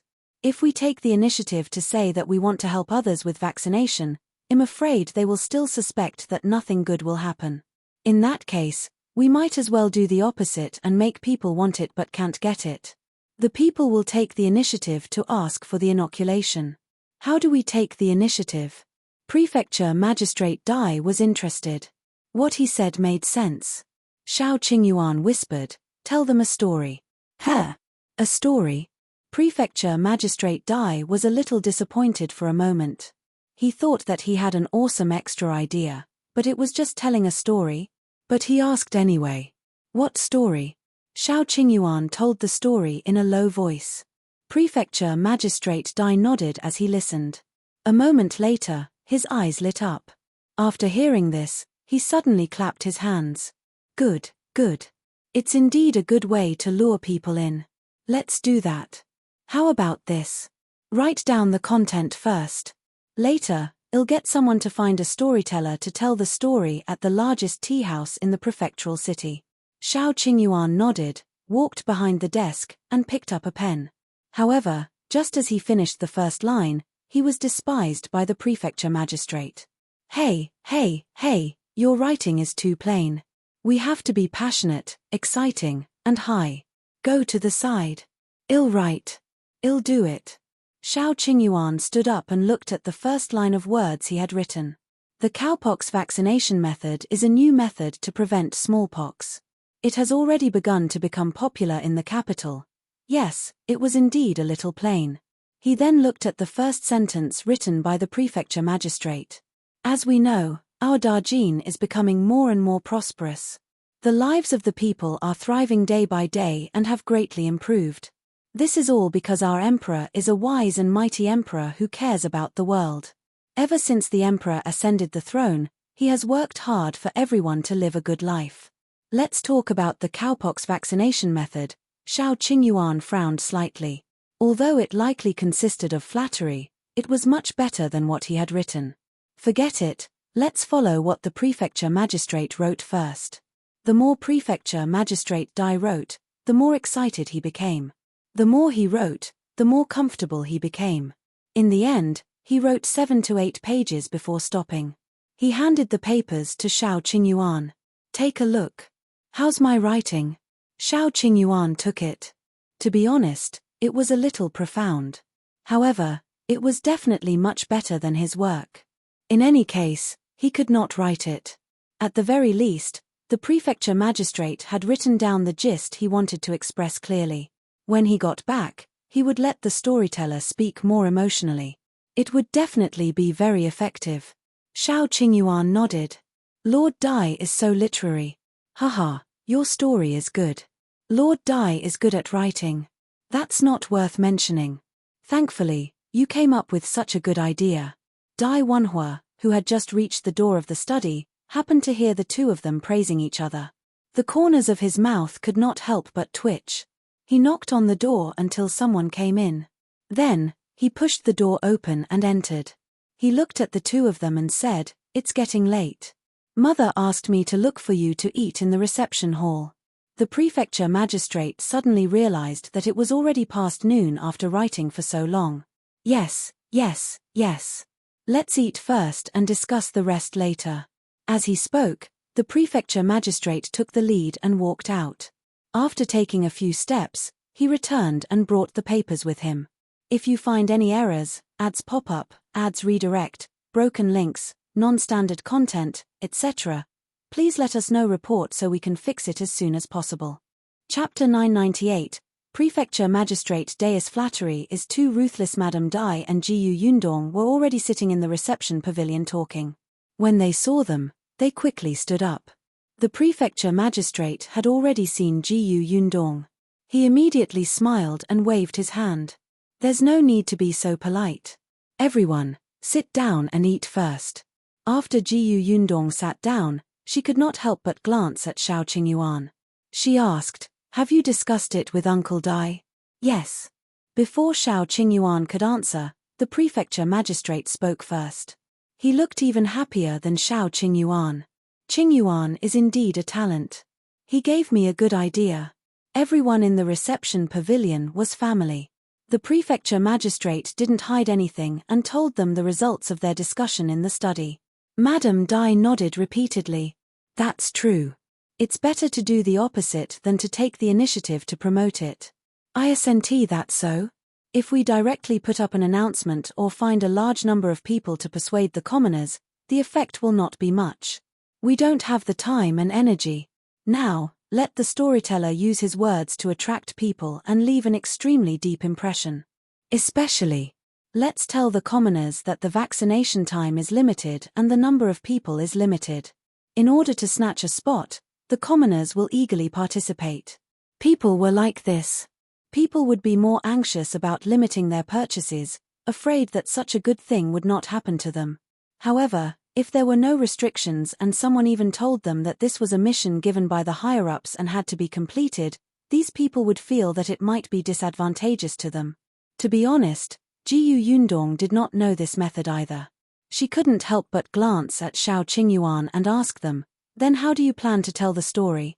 Prefecture Magistrate Dai laughed. "We've already written it down. Come, let me show you." He immediately handed over the few pages filled with words. Shao Qingyuan took a look. No wonder the Prefecture Magistrate had brought these pages with him when he went out previously. It turned out that he was showing off. Jiyu Yundong and the other two took it. Madame Dai and Dai Wanhua looked at it and nodded slightly, indicating that it was not bad. The writing is clear and smooth, the storyline is clear, and the logic is fine. The story is very voluptuous, the poems are quoted appropriately, and the beginning and end echo each other. Good. Jiyu Yundong was speechless. What should she do? Seeing that his wife and son had finished talking, the Prefecture Magistrate was still very satisfied. In the end, his gaze landed on Jiyu Yundong, but he saw that after she finished reading, her expression was strange and constipated. Prefecture Magistrate Day's heart skipped a beat. Was there a problem? He thought that he had written it quite well and checked it once. There shouldn't be any typos. Well, Jiyu girl, how's my story? Jiyu Yundong could not bear to see him disappointed. He racked his brains and finally said, there are quite a lot of praises for the Emperor. Uncle Day's vocabulary is very amazing. The 4 people present were speechless. Forget it, it was better not to praise him. They were just short of saying that the Prefecture Magistrate's flattery was too ruthless. The Prefecture Magistrate wiped his face. You'd better tell the truth. I can still listen the truth. After all, this matter is very important. We have to be careful at every step. If this story is not good, we won't be able to achieve the effect we want. It won't be good for the vaccination method. We would have worked for nothing. Madame Dai hurriedly said, yes. Yundong, you have big ideas. Tell us what's wrong. If it's not good, we can change it in time. If you find any errors, ads pop up, ads redirect, broken links, non-standard content, etc., please let us know report so we can fix it as soon as possible. Chapter 999, Ill-Right Jiyu Yundong's gaze swept past the 4 of them one by one. After a while, she said softly, then, I'll be frank. Go ahead. Even Shao Qingyuan looked at her eagerly. He felt that this idea was not bad, but if Yundong said no, he would quickly think of something else. Jiyu Yundong coughed lightly. There's nothing wrong with the story. It's just that it's not fascinating enough. The Prefecture Magistrate quickly leaned forward. How is it not enough? Uncle, our story is mainly for the commoners to hear. Most of the commoners can't read. Even if they know, they can't understand words that are too profound, especially these poems. We can understand them, but the commoners might not understand them. It was a story. Of course, it had to be simple and straightforward. It shouldn't be too pedantic. In that case, it makes sense. The Prefecture Magistrate nodded slightly and heard Jiyu Yundong continue. After all, a story is different from an article. In addition to being logical, the most important thing in the book is to set up suspense to attract people's attention so that people can guess and look forward to the next plot. What's more, the first sentence is especially important. It's best to be concise and straightforward and get to the point. The words are too gorgeous, making people sleepy. The Prefecture Magistrate, who felt that his first sentence was very interesting, was speechless. Shao Qingyuan, who felt that the Prefecture Magistrate's writing was much better than his, was speechless. Madame Dai and young Master Dai, who felt that the first sentence would definitely make the Emperor happy, were speechless. This first sentence seemed to be, indeed, not concise enough. The Prefecture Magistrate felt that he had been dealt a blow. He took the papers and looked at them again. Suddenly, he felt bored. He was indeed a person who could listen to advice. He immediately asked humbly, then in your opinion, how should I write it? Dai Wanhua said, we're not good at writing novels. Why don't we find a scholar who's good at writing novels? Jiyu Yundong waved her hand. No need. I'll write it. When I'm done, you can take a look. If it doesn't work, well, find someone else to try. After all, she had read so many novels and news. This story was not long. She was good at attracting attention. All right, write it first. Madame Dai glanced at them. What are you writing? Eat first. There's still time to write after you're done. Seriously, did all of them forget that they were hungry? She hurriedly asked the servants to serve the food for the guests. Jiyu Yundong thought about it as she ate. The others remained silent and ate very quickly. Not long after Jiyu Yundong finished her meal, she took the papers into the study. No one disturbed her and let her write slowly. They continued to discuss the following process. Jiyu Yundong held her brush and thought for a moment. Finally, she wrote the first sentence on the paper. As we know, something big happened in the capital some time ago. Jiyu Yundong was not a professional writer, but at least her work was more like a storybook than the one written by the Prefecture Magistrate. She moved quickly. Anyway, she had Prefecture Magistrate Deus sample. She changed the way she wrote slightly and adjusted the order before and after. She deleted all the nonsense that praised the emperor and left a suspense. It was done. Jiyu Yundong put down his pen, blew on the ink, and left the study with a few pages. If you find any errors, ads pop up, ads redirect, broken links, non-standard content, etc., please let us know report so we can fix it as soon as possible. Chapter 1000. Have to pick a good title. The people outside the door immediately surrounded her. Madame Dai took the few pages and was stunned. Why do I seem to be missing 2 pages? Jiyu Yundong nodded. I've simplified the story. Actually, she had deleted the nonsense. The Prefecture Magistrate was indeed worthy of being an official and a leader. He praised the emperor's great achievements and did not repeat the words of flattery. Jiyu Yundong really did not expect him to be such a Prefecture Magistrate. Madame Dai nodded and lowered her head to look. Prefecture Magistrate Dai wanted to take a look at it first, but he couldn't snatch it in front of everyone. He could only endure it and take it after Madame Dai finished reading it. The more Madame Dai read it, the more she liked it and the more excited she became. After reading it, she looked at Jiyu Yundong with sparkling eyes. It's written too well. I still haven't had enough after reading it. It's really like reading a storybook. How could an article be as good as a storybook? Anyway, Madame Dai felt that after reading what her husband had written and then looking at Yundong's modifications, it was as if she was reading 2 stories. Jiyu Yundong heaved a sigh of relief. She asked the others, "Do you think it's okay?" Even if Shao Qingyuan didn't finish reading it, he immediately nodded. It can't be better. Dai Wenhua laughed as well. Sure. Only the Prefecture Magistrate Dai had a complicated look in his eyes. What she wrote was indeed more fascinating than his work. It was just that he was being too polite. Moreover, he said, I sent it better to add some words to praise the emperor. The 4 people present could not help but roll their eyes. Madame Dai said directly, I think this is quite good. Without those praises, the commoners will still know what the emperor has done. If you add it randomly, it will only be superfluous. Seeing that everyone else agreed, the Prefecture Magistrate could only sigh secretly and say, all right, then let's use this. Wenhua, take it to the largest tea house in the prefectural city. If they do it well, they will be rewarded later. Don't worry, father. I'll take care of it.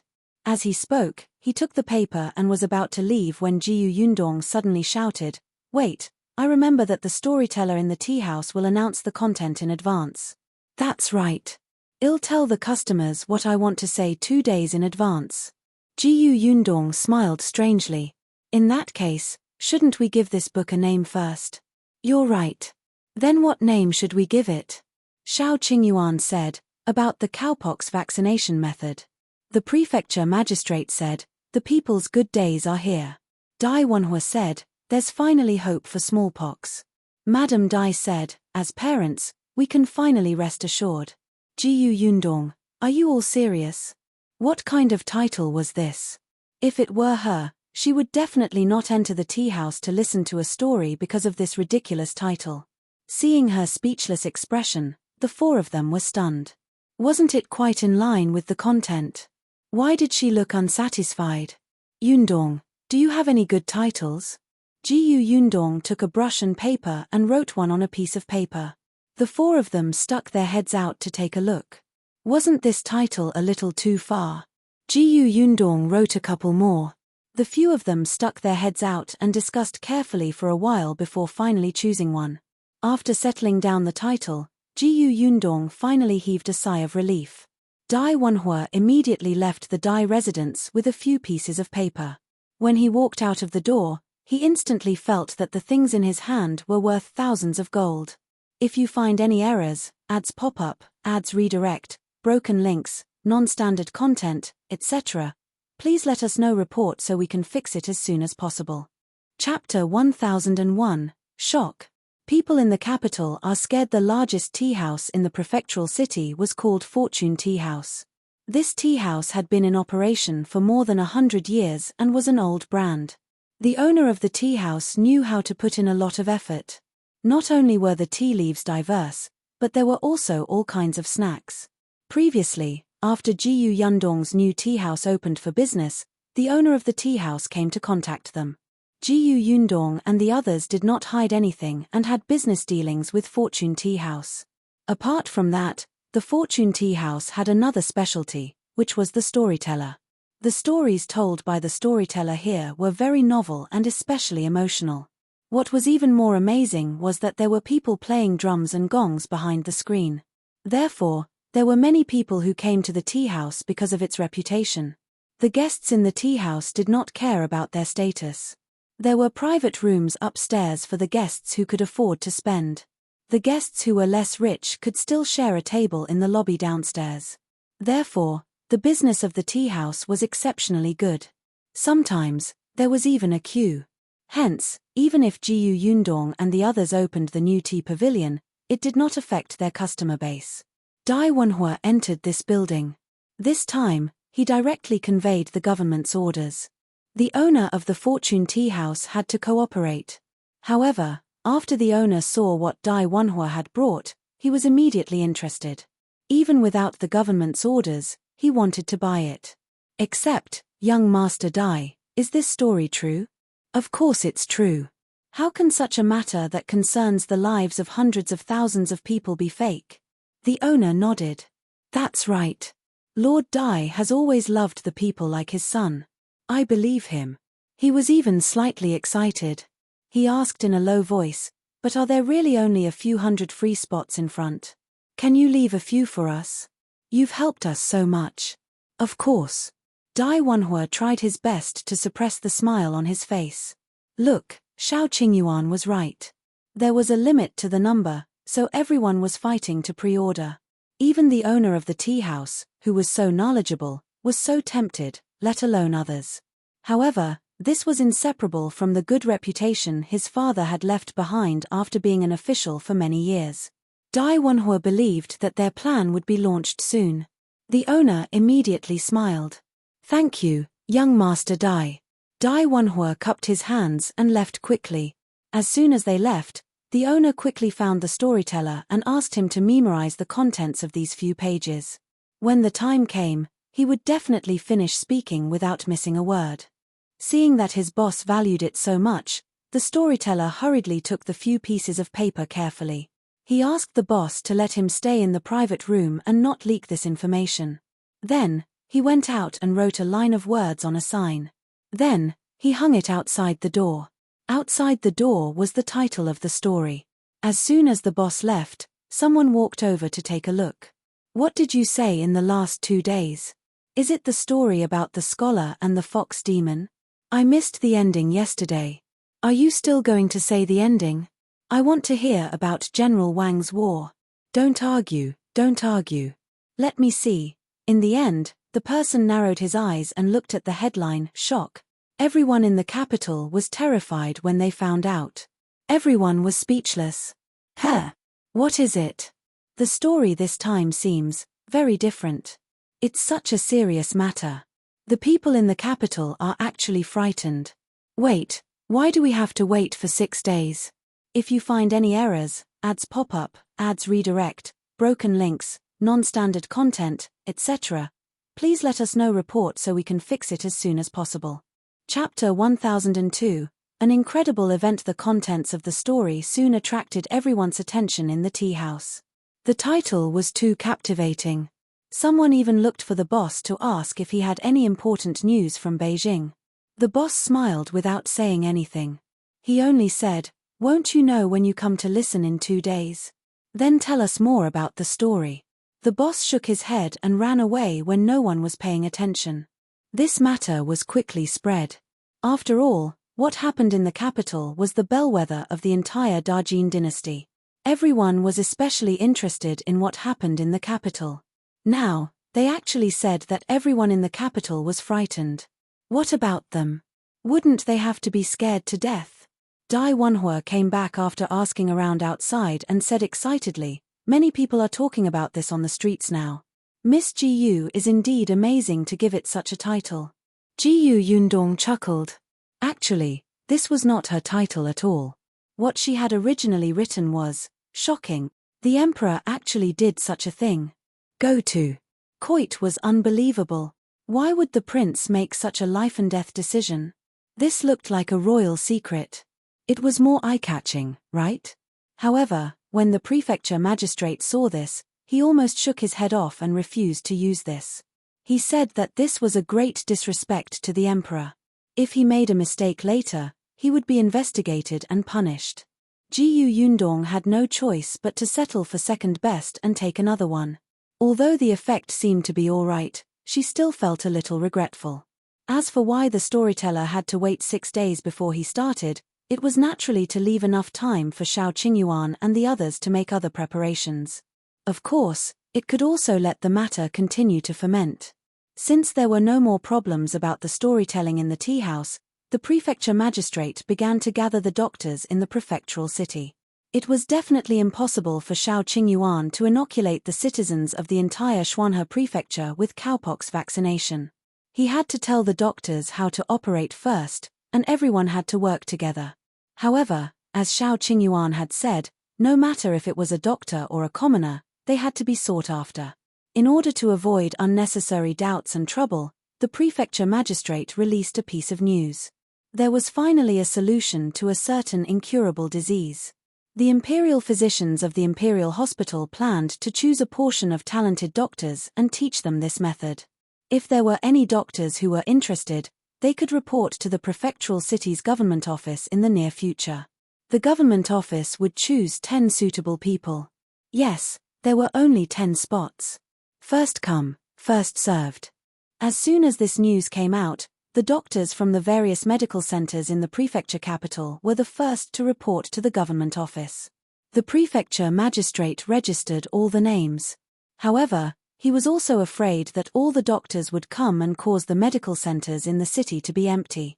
The patients would not be able to seek a doctor, so he limited the conditions. For example, there could only be 2 people participating from each clinic. This restriction made these doctors even more tempted and eager. 6 days later, the doctors had already gathered. Even many doctors from the various county cities below had arrived. The prefecture magistrate tidied up a few courtyards and rooms behind the government office and let everyone stay there. Shao Qingyuan officially began his lesson. At the same time, the storyteller of the fortune tea house suddenly slammed the wood and the gong and drum behind the screen sounded heavily. Then, they began to talk. As we know, something big happened in the capital some time ago. If you find any errors, ads pop up, ads redirect, broken links, non-standard content, etc., please let us know report so we can fix it as soon as possible. Chapter 1003. This person is handsome and cool. The fortune tea house was filled with people. The private rooms upstairs were all full, and the lobby downstairs was filled with people sitting or standing. Even the windowsill at the door was filled with people. Everyone was listening to the story. It was really because the publicity this time was especially awesome. It was not only because of the shocking title, but also because Prefecture Magistrate Dai had gotten someone to secretly promote it. Hence, Fortune Tea House had an unprecedented number of customers today. The storyteller was inexplicably a little nervous, but he was experienced and quickly immersed in the story. By the way, at the end of last year, a person suddenly came to the capital. This person is young and handsome. Most importantly, he has good skills. The storyteller said mysteriously, this person is travel-worn and exhausted. After arriving in the capital, he immediately went to the residence of Imperial Physician Song, the head of the Imperial Hospital. He used all his strength to knock on Imperial Physician Song's door and fainted. Everyone, guess why this person ran to Imperial Physician Song's house? Someone immediately guessed. Why else? Of course it's because he has an incurable disease and asked Imperial Physician Song to treat him. No. The storyteller shook his head. Could it be that Imperial Physician Song's relative was in trouble and wanted his help? The storyteller still shook his head. No. He kept Imperial Physician Song in suspense and quickly solved the mystery. He looked for Imperial Physician Song because he had a secret medical prescription and wanted to hand it to Imperial Physician Song. Unfortunately, he shook his head, and everyone immediately straightened up. Unfortunately what? Could it be that he didn't wake up after fainting? Go to. Go upstairs. Jiyu Yundong could not help but twitch his lips. Why are you so black-hearted? Can't you expect something good from them? The storyteller slapped the wood again and shook his head. It's a pity that for a nameless commoner didn't have a visiting card or recommendation. How difficult was it to meet the head of the Imperial Hospital? The gatekeeper didn't allow anyone to enter at all. This person was chased out before he even saw Imperial Physician Song. However, he didn't give up. This medical prescription concerned thousands of commoners. Only by handing it to Imperial Physician Song could it be handed to the Emperor. Only then could it be announced to the world so that no families in the world would be destroyed because of the illness. Hence, he dragged his exhausted body and guarded Imperial Physician Song's residence, thinking that he would definitely be able to see him when the sky turned dark. However, what he didn't know was that Imperial Physician Song happened to go out to gather herbs and wouldn't come back at all today. Everyone, think about it. It's December. It's so cold in the capital. He endured all the cold and waited outside for 3 days and 3 nights before Imperial Physician Song finally returned. When Imperial Physician Song saw his pale face and stiff body suddenly appear, he was shocked. Fortunately, Imperial Physician Song was benevolent. Seeing that he was trembling from the cold, he quickly got someone to bring the man back into the residence and let him eat something and drink hot water. Only then did he slowly recover. Who knew that this person's body would warm up and he could finally speak fluently? He immediately grabbed Imperial Physician Song's hand and said impatiently and excitedly, "Imperial Physician Song, the illness that has been troubling us for thousands of years can finally be resolved. We've finally found a way to prevent smallpox. In the future, we won't let anyone die from smallpox." What? Whether it was upstairs or downstairs, all the guests in the tea house could not help but stand up and widen their eyes. If you find any errors, ads pop up, ads redirect, broken links, non-standard content, etc., please let us know report so we can fix it as soon as possible. Chapter 1004, Willing to go to the 18th level of hell. What illness did you just say? Smallpox. Some people were so excited that they wanted to rush forward. Fortunately, the waiter was smart and quickly stopped them. Everyone, calm down. Wait for the storyteller to finish speaking. A distinguished guest upstairs questioned, "How is that possible? Since ancient times, no one has ever found a way to treat smallpox." "You're bragging." The storyteller smiled. "This gentleman is right." Imperial Physician Song didn't believe it either. Wasn't this nonsense? How could you treat such a life-and-death matter just like that? Impossible. Imperial Physician Song was angry. Imperial Physician Song was furious. Imperial Physician Song wanted to chase this person out. But this person firmly swore that if he said anything false, he would go to the 18th level of hell and be dismembered by 5 horses. He would be cut into 1,000 pieces and never reincarnate. Upstairs, Jiyu Yundong was speechless. Did she write such a sentence? Could you not add it randomly? However, the storyteller became more and more excited as he spoke. His face turned red, and he slapped the wood in his hand. The entire Fortune Tea House fell silent. Everyone was so shocked by this oath that they didn't even dare to breathe loudly. How ruthless was this? He had sworn such a heavy oath to himself. Imperial Physician Song was shocked. When he saw how confident this person was, he thought that if what the man said was true, wouldn't it benefit the people? No one would wait for death because of smallpox anymore. How shocking would this be for the people of the world? He spoke passionately, and the people below also felt their blood boil. Go to. The storyteller paused and lowered his voice.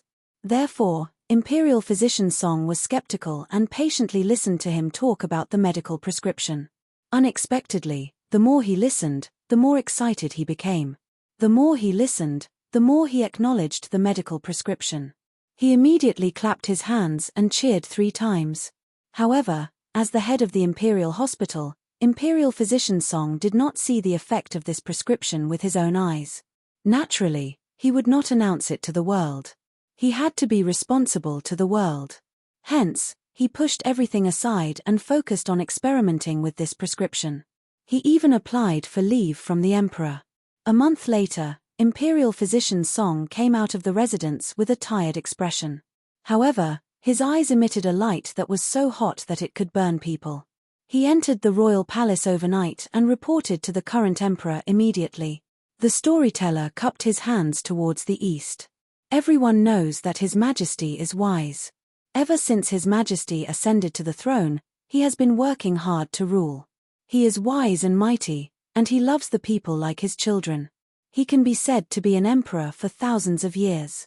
He sent disaster relief in Yongning Prefecture, and he killed corrupt officials Wanqing Prefecture. Just take our Xuanhe Prefecture for example. The thieves on the mountain were also captured by the soldiers of the emperor. Only then can we commoners have our current good lives, right? Yes.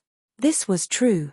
The current emperor had only ascended the throne not long ago, but everything he did was for the sake of the common people to have a better life. The storyteller was satisfied. Therefore, although His Majesty was woken up in the middle of the night, when he heard that Imperial physician Song had brought over a medical prescription that could prevent smallpox, he immediately lost all his anger. He was extremely excited and filled with anticipation as he discussed with Imperial physician Song until midnight.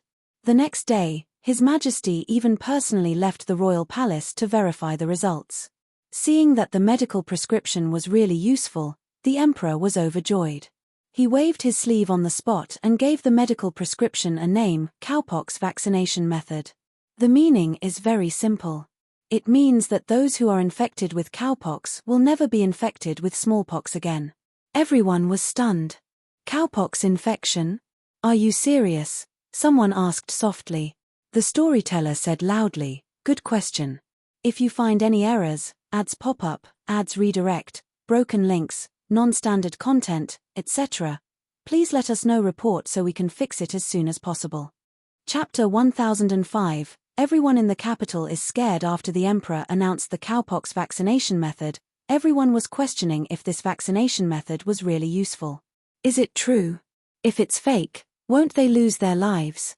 The storyteller continued, even though the emperor repeatedly guaranteed that there was no problem, and more than 30 to 40 people had already been vaccinated with cowpox, and the emperor had seen it with his own eyes, many people still had doubts. The emperor was anxious. What should he do?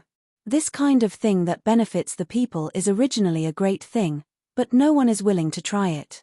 Wouldn't it be a waste of such a good medical prescription? Every year, people who get smallpox would still die in batches. The emperor's heart was bleeding. These are his people. He wants to save everyone's lives. The storyteller screamed at the top of his lungs. Some people below had already begun to wipe their tears. The emperor really loved his people like his children. The emperor is a benevolent ruler. Although he was anxious, he didn't want to force others to take the vaccine. But was this the only way? There's no progress at all. At this moment, the 11-year-old second prince knelt solemnly in front of the emperor and said with a firm expression, Father, I'm willing to give it a try. I haven't had smallpox yet, so I can take the vaccine. When the time comes, Father will invite all the officials and commoners to witness it with their own eyes. They will definitely believe you. Everyone was stunned. The second prince. The second prince was actually willing to be a test subject. Wasn't this too bold? Wasn't he afraid of failure? The storyteller was shocked. Everyone, you didn't hear wrongly. The second prince really wanted to test it himself. The first prince had had smallpox before. Even if he wanted to help, there was nothing he could do. However, the second prince never had it. If he wanted to test it, he must be gambling with his life. Once this shocking action spread, everyone in the capital was terrified. Very good, it was time to ask the questions. Upstairs, Jiyu Yundong nodded slightly and took a sip of water. She did not randomly pick a title, right? How appropriate. Go to. The guests in the tea house widened their eyes. But wasn't that so? Not to mention the people in the capital, they were also frightened when they heard that. That was a prince, and the second prince was the son of the first wife. How noble was his status? He was actually willing to be vaccinated with cowpox. The storyteller took a sip of tea. He had been too excited just now, and his throat was a little smoky. Someone below could not help but hold his breath and ask carefully, "What happened after that? Did the emperor agree?" The storyteller pointed at him. "Good question." Everyone was paying attention to this matter. In less than a day, it shocked the court. None of the officials in the capital agreed. They all submitted reports to plead with the emperor to dispel the second prince's thoughts. There was even a loyal and patriotic minister who brought his son into the palace and asked him to replace the second prince with this cowpox vaccination method. Guess what the emperor said? The storyteller paused. Before anyone could speak, he continued, the emperor said, "My son is a prince. He is respected by tens of thousands of people and praised by the world. He enjoys power and doesn't have to worry about food and clothing. Then, it's only right for him to do something for the people of the world. For the sake of the people of the world, I agree with him to personally test the cowpox vaccination method. You don't have to persuade me anymore. This matter is settled." Everyone present sucked in a sharp breath. His Majesty agreed just like that. The emperor has blessed the world. It's the blessing of the people to have such a wise ruler. It's the blessing of the world. If you find any errors, ads pop up, ads redirect, broken links, non-standard content, etc., please let us know report so we can fix it as soon as possible. Chapter 1006, Too effective. Many people were grateful. They knelt down and shouted, "Long live the emperor! Long live the emperor!" Jiyu Yundong was speechless. This was too effective. Fortunately, Prefecture Magistrate Dai did not use the entire page of praise. Otherwise, these people would probably kneel while listening to the entire story. After everyone expressed their gratitude, the storyteller continued, "Everyone, for the sake of the world and to make the smallpox disappear completely and not let the common people lose their lives because of this illness, the emperor has really put in a lot of effort." Then what happened to the second prince? Someone asked anxiously. A smile instantly appeared on the storyteller's face. The cowpox vaccination method has already been confirmed by the head of the Imperial Hospital and has been approved by all the Imperial physicians. What do you think the second prince will do? He will naturally be safe and healthy. Moreover, from now on, he won't be troubled by smallpox anymore. At that moment, the entire capital was celebrating. All the officials had personally witnessed the process of the second prince's vaccination, and they had personally seen him recover. The cowpox vaccination method was indeed a major invention. The exciting moment had arrived, and all the officials cheered for the heavens to bless our empire. The storyteller's saliva flew everywhere, and his entire body trembled. Everyone witnessed the effectiveness of the cowpox vaccination method. After the second prince, Prince Ning, Prince An, the Prime Minister, the Minister of Justice, and the others all submitted a plea. They wanted their sons to follow in the second prince's footsteps and be vaccinated to prevent smallpox. His Majesty agreed immediately. Unfortunately, everyone was stunned. What was a pity? Didn't they say that it was effective? The storyteller shook his head again. Unfortunately, the number of imperial physicians was limited. Other than the person who invented the cowpox vaccination method, only Imperial physician Song knew this vaccination method. Ko the emperor was extremely worried. He asked this person, an Imperial physician Song, to immediately give this medical prescription to all the Imperial physicians and let everyone in the capital be vaccinated as soon as possible. You have to know that in our vast country, countless people die of smallpox every day. The earlier they are vaccinated, the earlier they can prevent it and feel at ease. However, other than the capital, there are still millions of people in the world that the emperor has to care about. What should we do? There are only so many Imperial physicians, and our manpower is really limited. If we wait until everyone in the capital is vaccinated, who knows when it will be our Xuanhe Prefecture's turn. Ah! The people below exclaimed. Didn't that mean that many people on their side would die from smallpox? The storyteller shook his head and sighed. Sigh, there's nothing we can do. Our prefectural city is too far away. After the vaccination, there's still Linju Prefecture, Wanqing Prefecture, and Yongning Prefecture. Someone hurriedly said, then can we ask the Prefecture Magistrate to send a letter and beg the Emperor to send us an Imperial physician so that we can be vaccinated?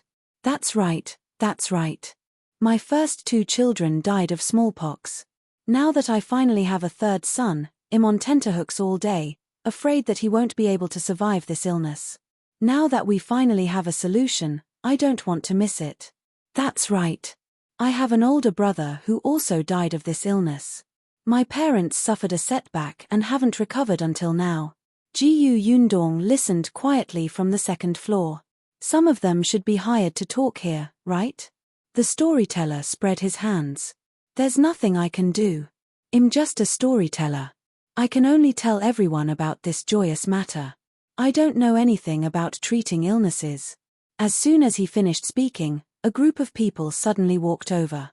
If you find any errors, ads pop up, ads redirect, broken links, non-standard content, etc., please let us know report so we can fix it as soon as possible. Chapter 1007. The subtext is very obvious. Someone with sharp eyes saw the person in front clearly and immediately shouted, "It's young Master Dai." That's young Master Dai. The people in the tea house turned their heads. The people at the door were close. They quickly ran to Dai Wenhua and blocked his way. Dai Wenhua was confused. He looked at the commoners who had suddenly appeared in surprise and took 2 steps back. What's the matter? Jiyu Yundong could not see clearly from the second floor, but he knew that Dai Wenhua had followed their plan and led his men past the entrance of the tea house when everyone was at a loss. Now that the way forward was blocked, the bailiffs behind Dai Wenhua immediately looked at everyone warily and separated the crowd. Someone poked his head out and asked loudly, "Young Master Dai, there's already a medical prescription in the capital to prevent smallpox. Is this true?" "That's right, young Master Dai. The second prince personally tested this medical prescription." "Is there such a thing?" "Young Master Dai, when will it be our Xuanhe Prefecture's turn to be vaccinated?" "Young Master Dai, we can't wait for a few years." Dai Wenhuo's expression changed from confusion to surprise to enlightenment. In the end, he sighed heavily, his expression rich and convincing. He nodded and said, "I didn't expect all of you to already know. This is indeed true." As he spoke, he raised his hand. Only then did everyone realize that he was holding a piece of paper in his hand. It looked like an official document. "Go to Kohi," said loudly, "this is true. Moreover, the emperor is concerned about the people. A few days ago, he has already sent official documents to the various government offices and sent an imperial physician over to teach the doctors of the various prefectures about the cowpox vaccination method. Everyone should have heard that the government offices summoned the doctors of the various medical halls a few days ago for this matter. After all the doctors learn it, they will naturally inoculate everyone." Someone in the crowd asked loudly, "Can the doctors learn it? Can the imperial physician sent by the imperial court inoculate us?" "Good. Here's the point." Dai Wenhua said, "The imperial physician sent by the imperial court will stay in the Xuanhe prefecture for 3 months and personally guide the local doctors to inoculate everyone. After 3 months, the imperial physicians will return to the capital. Everyone knows that the imperial physicians belong to the imperial hospital. It's already not easy for them to leave the capital and come to the Xuanhe prefecture for 3 months. Therefore, if everyone is worried, try your best to come to the government office for inoculation within 3 months. Yes, just 3 months. If you don't hurry, you won't get a share. Don't hesitate. When the imperial physician leaves, you can only let the local doctors vaccinate you. By the way, because there are many people in the prefectural city, the number of people vaccinated every day is limited. For the time being, only 200 people are allowed to be vaccinated every day. After 200 people are vaccinated, you will have to wait for a day. Of course, you can register first and come when the time is right." Yes, not only was there a time limit, but there was also a limit to the number of people. Therefore, if you didn't sign up today, you might have to wait until 3 months later. Also, Dai Wenhua continued, "The imperial physicians sent by the emperor are free to inoculate everyone. This is the emperor's grace. However, after the imperial physicians leave, whether the doctors in the prefecture city want to charge will depend on themselves. After all, the doctors also have to make money. Yes, if they did not hurry up, not only would they not have a chance, but they would also have to spend money. They would have to think about it. The subtext was already very obvious. After Dai Wanhua finished speaking, he waved the paper in his hand and said, "This is an official document. Everyone, make way. I want to paste it at the city gate. If there's anything you don't understand, just look at it yourself. If you find any errors, ads pop up, ads redirect, broken links, non-standard content, etc., please let us know report so we can fix it as soon as possible." Chapter 1008. More and more people. The bailiffs separated the crowd and let Dai Wanhua walk forward. The others still wanted to ask, but one of the bailiffs stayed behind and said loudly, "If you have any more questions, you can ask at the government office. Those who want to register, please go to the government office as soon as possible to find the registrar." As soon as he said this, a few people had already run away. Seeing this, the others couldn't care less. Afraid that they would fall behind, they hurriedly followed. As expected, there was already a registrar sitting at the entrance of the government office. The first person rushed to him with sweat all over his face. "Sir, is the registration for cowpox vaccination method here? I'm here for registration now. Can I be vaccinated soon?" The registrar shook his head. "Of course not. The cowpox vaccination will only begin the day after tomorrow. However, you can remember the name first." Not to mention that Shao Qingyuan was still teaching the other doctors the cowpox vaccination method, just the cowpox liquid was not that easy to collect. The man swallowed and hesitated. Should he really register? Should he really be vaccinated? However, before he could figure it out, someone pushed him from behind. "Do you want to register or not? If you don't want to, move aside. Don't block my way." The registrar looked up at him. Good. They must have found the shill. He raised his hand and asked the person, "Name, address." "My name is Hidaniu. I live in the prefectural city's Hulu Alley. Not only do I have to be vaccinated, but I also have to sign up for my younger siblings. And I go to." Before she could finish, she was pushed aside by the first person. "What's the hurry? I haven't said anything." That person did not argue with him. All right. Hurry up." The first person immediately mentioned 3 or 4 names. Soon, another large group of people arrived. All of them scrambled to squeeze in front of the desk. Fortunately, a bailiff ran over and asked someone to line up first. There were a lot of people.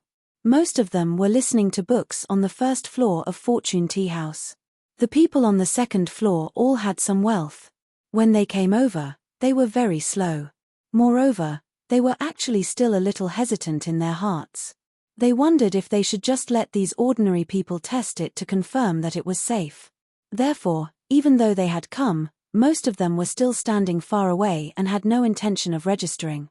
Unexpectedly, a moment later, the registrar suddenly shouted, "The 200 slots for the first day are already full. Now, start registering for the second day." "What? It's already the second day? Didn't only a dozen people pass in front?" The registrar said loudly, "Although only a dozen or so people have gone over, everyone has reported their siblings, sons, daughters, nephews, and nieces. Every person has already reported many names, so the spots are naturally full." "What? That worked?" The crowd immediately became anxious. Those wealthy families who originally wanted to observe also became anxious. However, at this moment, someone shouted, "My family is in Fengkai County. Sir, can you leave a few spots for us? When my family comes, we can fill them in directly. Ayo, I have to tell my uncles in the countryside." This time, it was like poking a hornet's nest. Those who were originally hesitating no longer hesitated and quickly went forward to sign up. Those who couldn't make up their minds immediately got someone to inform their families. There were also commoners who did not go to the tea house to listen to the story. When they saw that there was a long line at the entrance of the county office, they immediately came over curiously to ask about the situation. Immediately, someone explained the process to them vividly. There were more and more people. If you find any errors, ads pop up, ads redirect, broken links, non-standard content, etc., please let us know report so we can fix it as soon as possible. Chapter 1009. Another shocking title. Everyone in Fortune Tea House had left. Only Jiyu Yundong was still upstairs. She slowly finished the tea and snacks on the table. After all, she had spent money. She could not waste it. She would not stop until she finished the last peanut. The storyteller downstairs was still drinking water. He was too excited and his mouth was dry. The boss walked over at this moment and patted his shoulder. Not bad, well said. The storyteller chuckled. Boss, when are we going to start the second half of the story? These people are too anxious. They've all run away before you can finish. They were too anxious for a moment and afraid that I wouldn't have a spot. I can understand. When they remember later, they will naturally ask who was the first to discover that the cowpox vaccination method can prevent smallpox. Boss, should we release the title now? Well, release it in 2 days. Yes, I'll write it first. The boss was in high spirits. The story that young Master Dai had brought was indeed extraordinary. Even the question was especially attractive. The number of guests today was several times more than before, and this story was unique. He could repeat it 2 more times tomorrow and the day after. At that time, the storytellers in the other tea houses in the prefecture would probably memorize it and spread it everywhere. However, this story was only halfway through. How to resolve the suspense left behind would depend on the Fortune Tea House. The customers would definitely increase crazily. When the boss thought of this, he immediately rushed to write the title. Go to. After a while, Jiyu Yundong finally brought Tong Shuidao downstairs. When she walked behind the boss, she couldn't help but take a look. Indeed, she saw the eye-catching headline, "Oh my God. The person who invented the cowpox vaccination method was actually him." Jiyu Yundong coughed quietly. Why did he feel so ashamed? She waved and quickly left with Tong Shuidao. When the carriage passed by the entrance of the government office, it was indeed crowded and bustling. The news about the cowpox vaccination method was completely popular. Everyone was discussing it. The number of registrars at the entrance of the government office had also changed from 1 to 3. The queue was very long. Jiyu Yundong lowered the curtain and sighed slightly. I only realized now that there are so many people in our prefectural city. Today, there aren't too many people. Many people still don't know this news.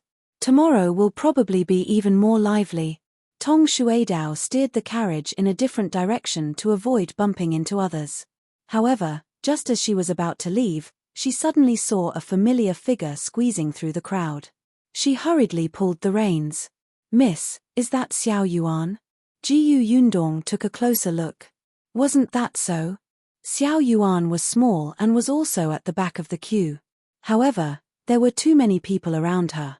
Jiyu Yundong saw her being pushed around a few times. Her feet seemed to have been stepped on a few times. It was so painful that her face turned pale. There were also people who spoke ill of her. If not for the fact that there were bailiffs protecting the peace, she would have been thrown out.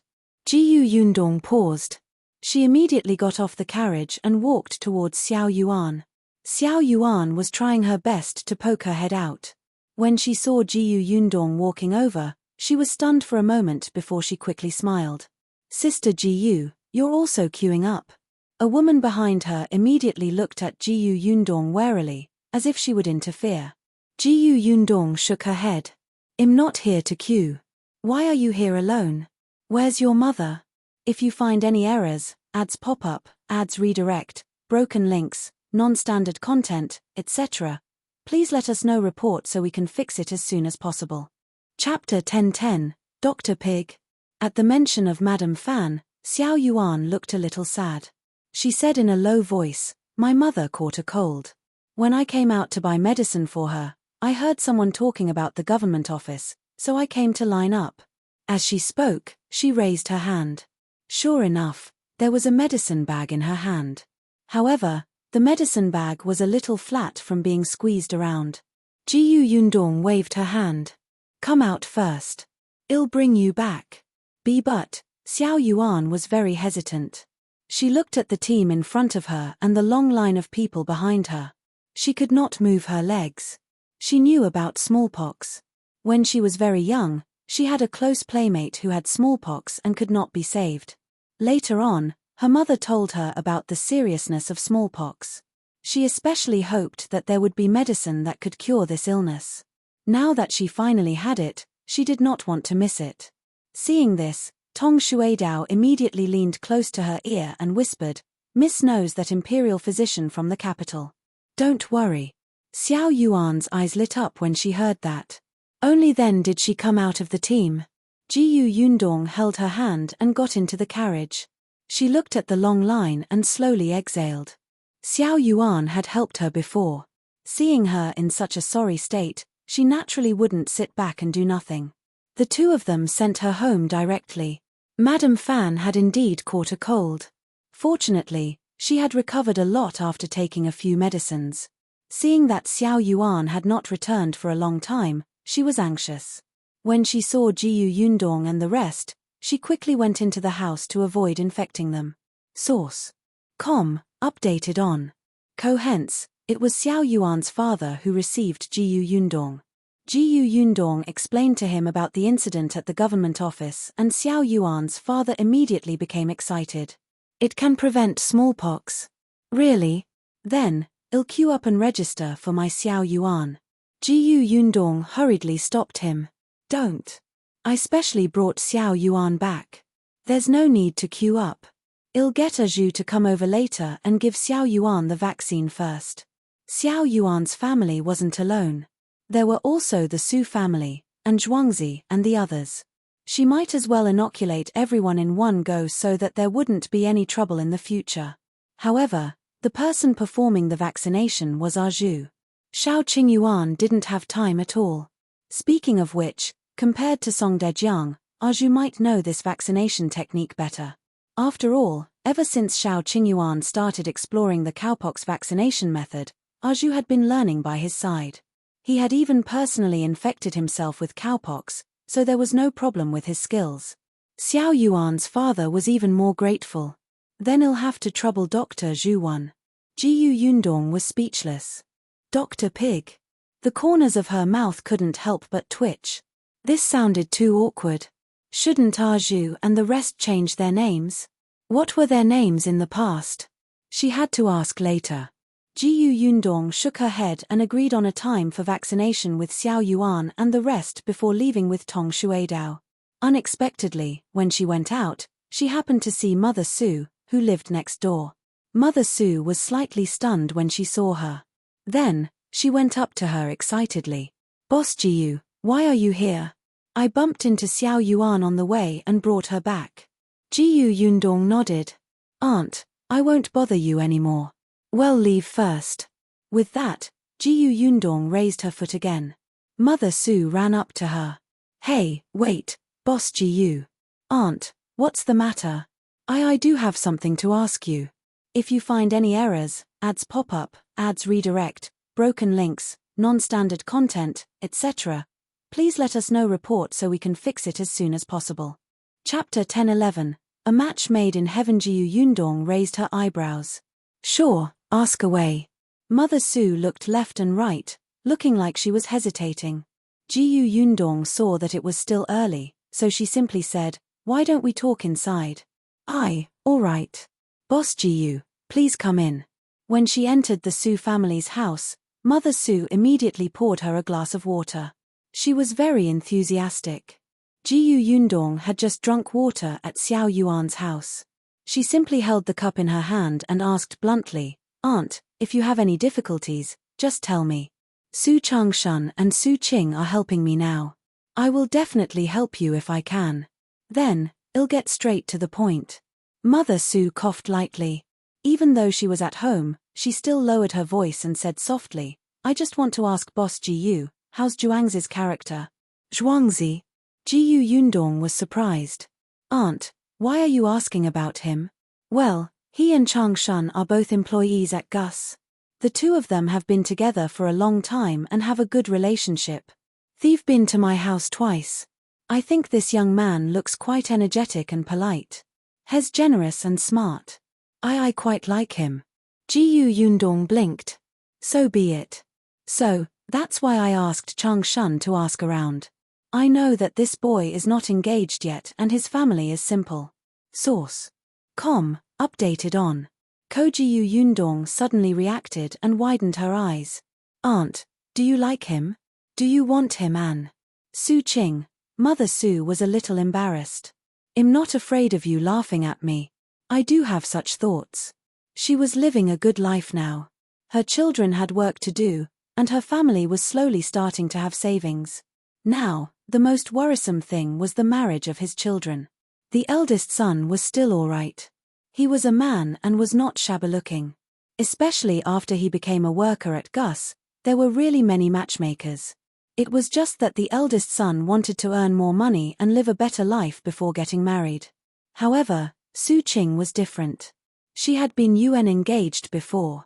In this day and age, it was not good for a woman's reputation to be UN engaged. Many people did not care about the reason for the UN engagement. In any case, they were immediately unhappy when they heard that the marriage had been cancelled. There were also some families who took a fancy to Su Qing, but their conditions were too poor. They were either widowers or were in poor health. Or maybe, there were too many people in the family. Those men wanted to find a diligent wife to work for as a caretaker. How could Mother Su be happy with such families?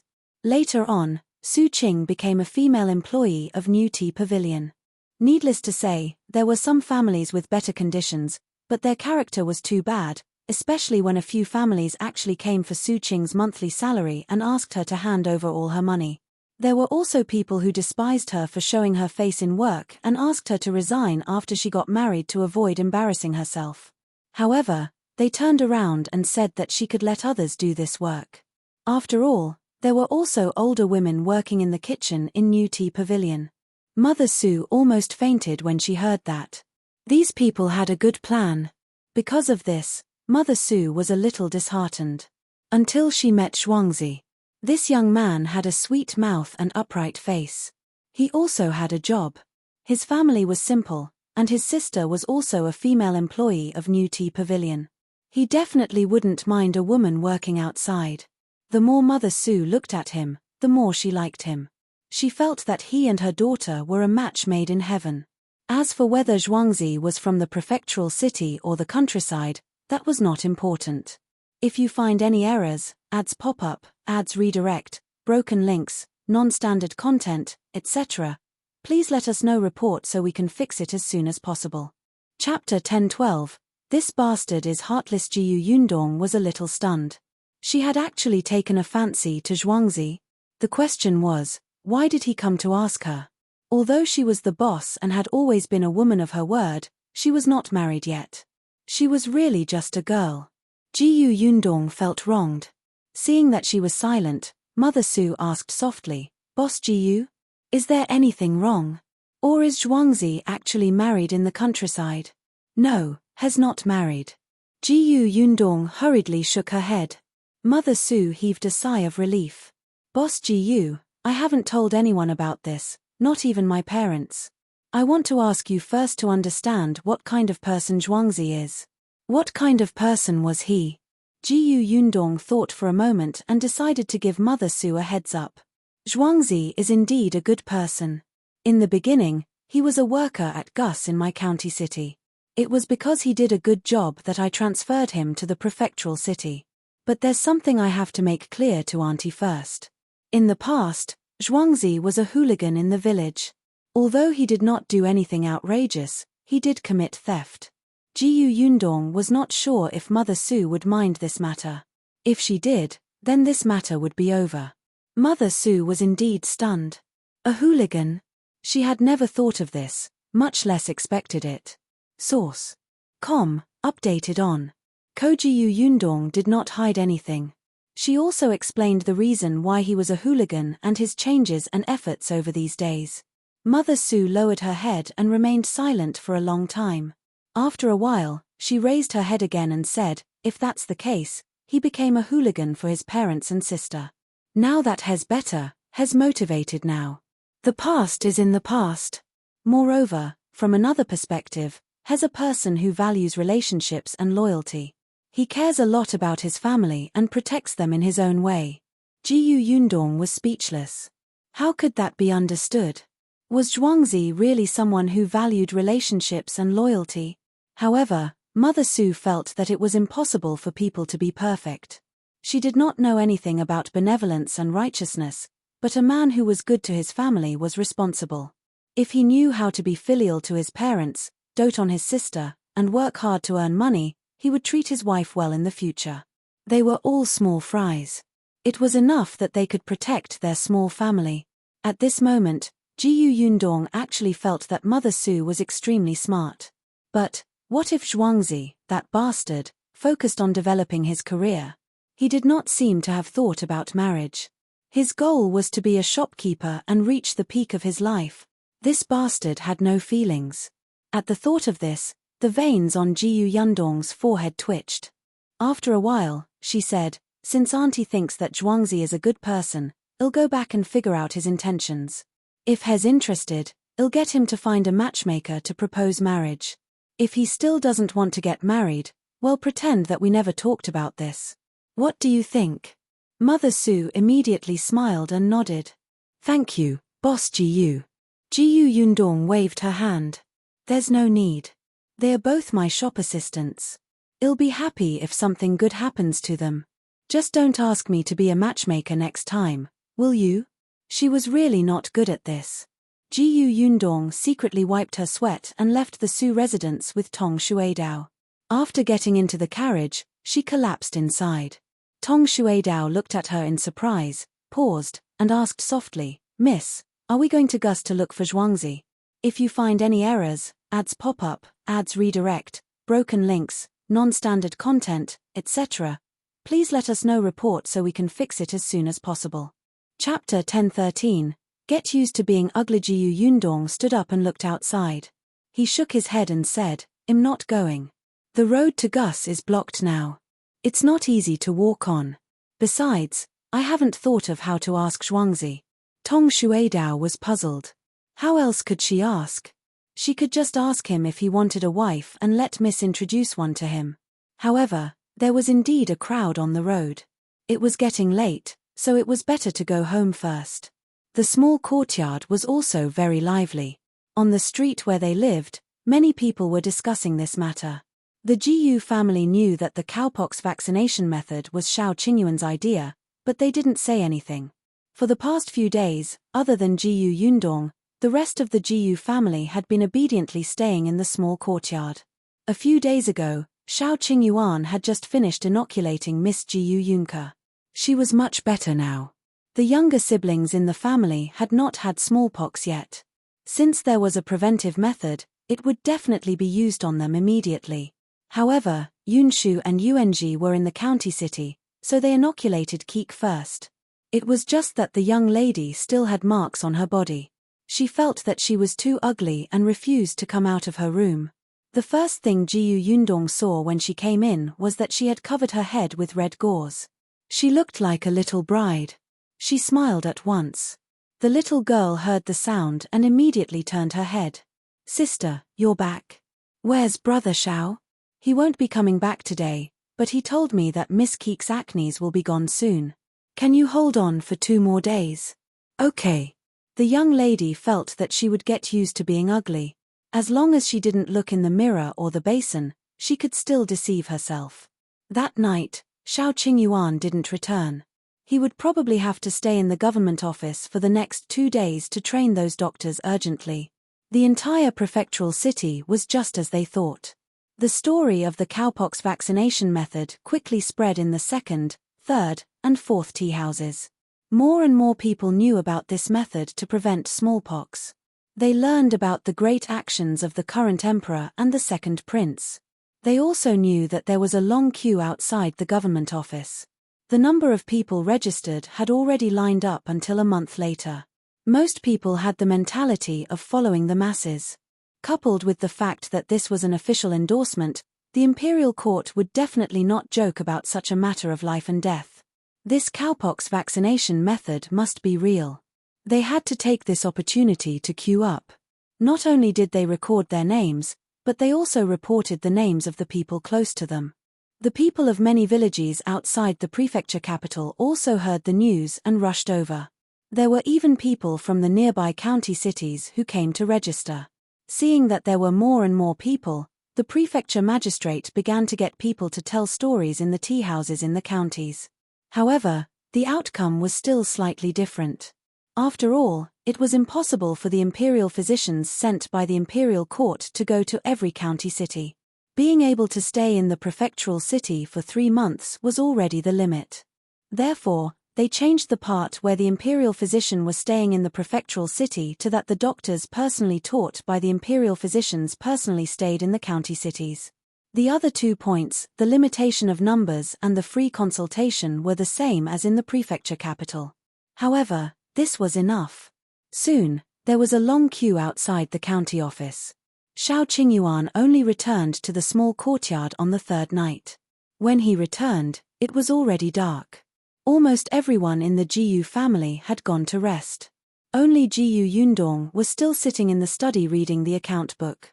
If you find any errors, ads pop up, ads redirect, broken links, non-standard content, etc., please let us know. Report so we can fix it as soon as possible. Chapter 10:14. I'll pick a good day. First, Jiyu Yundong knew that he would definitely come back today, so she specially waited for him. Hearing the commotion outside, she immediately came out. Shao Qingyuan looked very tired. Although he had already washed up and changed into clean clothes, he was still haggard. Jiyu Yundong quickly pulled him to sit down. She stood behind him and massaged his shoulders. Are you tired? After all, he was alone, but in just a few days, he had to choose from hundreds of doctors those with good character. He also had to teach these doctors and make sure that they didn't make any mistakes and master the entire process of the cowpox vaccination method. The workload was so huge that it was very tiring. Jiyu Yundong was very dissatisfied with the emperor. He could have sent an imperial physician over to her prefectural city, but he insisted on letting Shao Qingyuan organize this matter. He was too black-hearted. If she had known earlier, she wouldn't have spent so much time praising his achievements. Are you feeling better? Jiyu Yundong pinched his shoulder and said, I made chicken soup tonight. I left a bowl in the kitchen to keep it warm. I'll bring it over for you now. Have some and go to bed early. I'll drink it later. Shao Qingyuan pulled her in front of him. It was late at night, so his actions were indeed much bolder. He reached out and held her on his lap, burying his head in her neck. I'll just hug you. I haven't seen you for a few days. As he spoke, he could not help but tighten his grip. We'll start giving everyone vaccines tomorrow. We might be even busier later. Jiyu Yundong felt very comfortable in his arms. She leaned against him and whispered in his ear, It's okay. I'll visit you every day. Really? Yes, really. Shao Qingyuan immediately heaved a sigh of satisfaction. In 3 months, I will almost be able to let go. At that time, let's prepare for the wedding, okay? Okay. Jiyu Yundong raised her head slightly and looked at his slightly curled lips. She felt inexplicably happy. Then, shall I choose a date first? It was said that it was best to choose 3 good days for a wedding and then take them to the temple to calculate which was the most suitable through divination. Jiyu Yundong felt that it was time to prepare. Then, after her father finished the prefectural examination, she would show her father the 3 days. Shao Qingyuan's eyes lit up. Looking at her serious expression, his heart trembled and he kissed her fiercely. Jiyu Yundong almost lost her balance. She subconsciously grabbed his shoulders with both hands. Fortunately, his big hands were firmly tightening her from behind. After the kiss, Shao Qingyuan's voice was hoarse. Choose a closer time. Jiyu Yundong could not help but laugh. She pushed him. Got it. I'll bring you some chicken soup. With that, she stood up and left. When she passed by the main room, she suddenly heard Dajiang sneeze heavily. Not only was Jiyu Yundong shocked, but Dajiang himself was also shocked awake. He turned around in a daze and continued to sleep with his wife in his arms. However, he felt like he had missed something. The next day, the Xuanhe Prefecture office was filled with people early in the morning. Everyone was waiting for the door to open and for the vaccination to begin. Apart from excitement, the 200 people who registered on the first day also looked uneasy. They were also afraid. After all, they were the first batch of people. If they failed, the others would still have a chance to escape, but they could only wait for death. More than half of the 200 people regretted it. However, they had to come after registering their names and addresses. Otherwise, they would be arrested. Among them, one person was especially regretful. If you find any errors, ads pop up, ads redirect, broken links, non-standard content, etc., please let us know report so we can fix it as soon as possible. Chapter 10:15. Seeing Shao Qingyuan. This person was shopkeeper Pan. He happened to have nothing to do that day and was listening to stories in Fortune Tea House. When he heard from young Master Dai that he could register for vaccination, he rushed to the government office without a word. He was lucky enough to finally register in the last place. He almost lost his life. However, when he really came for the vaccination today, he felt uneasy again. He was afraid that he had made the wrong decision back then. Therefore, he could not help but retreat. However, at this moment, the door of the government office opened. Two teams of bailiffs quickly ran out and asked the government office to open up a piece of land. Immediately after, Prefecture Magistrate Dai brought the private advisor and the others out. Looking at the noisy crowd outside, he immediately waved his hand and asked everyone to stop. Then, he said, "Quiet. I know that everyone still has a certain amount of doubts and distrust towards the cowpox vaccination method. I guarantee that the cowpox vaccination method is indeed a medical procedure that can prevent smallpox. It has been confirmed by all the Imperial physicians in the Imperial hospital of the current dynasty. The method was named by His Majesty and personally tested by the second prince, so everyone can rest assured. After all, he was the prefecture magistrate with a good reputation and power. When everyone present heard him say these words personally, they were instantly relieved. The prefecture magistrate continued, "Moreover, the person who came to our Xuanhe prefecture this time to guide the other doctors to learn the cowpox vaccination method is someone who has personally vaccinated the second prince." Wow, the audience was surprised, but soon became happy and excited. It was definitely not a problem if he had inoculated the second prince personally. If his medical skills were not good, the emperor would not be at ease with him personally doing it, right? The prefecture magistrate's words were like a calming pill for everyone. Seeing that the commoners looked relieved, Prefecture Magistrate Dai was satisfied. "Now, please follow Constable Wang to the Million Gold Pavilion. You will be vaccinated there." The Million Gold Pavilion was a large courtyard not far from the government office. It was once a mansion under the name of an official, but it was emptied after his house was raided. Because people said that the feng shui of this courtyard was not good and the price was not low, no one had bought it until now, so it was still owned by the government. It just so happened that there would be at least 3 months of vaccination time, and there were many commoners. It would definitely not be convenient for them to do it in the government office. After thinking about it, Prefecture Magistrate Dai got someone to clean up this Million Gold Pavilion and settle them here. As soon as he finished speaking, the private advisor had already begun to call out names. Then, Constable Wang led these people to the Million Gold Pavilion. Not only were the 200 people who were going to be vaccinated today following behind, but there were at least 1,000 people along the way.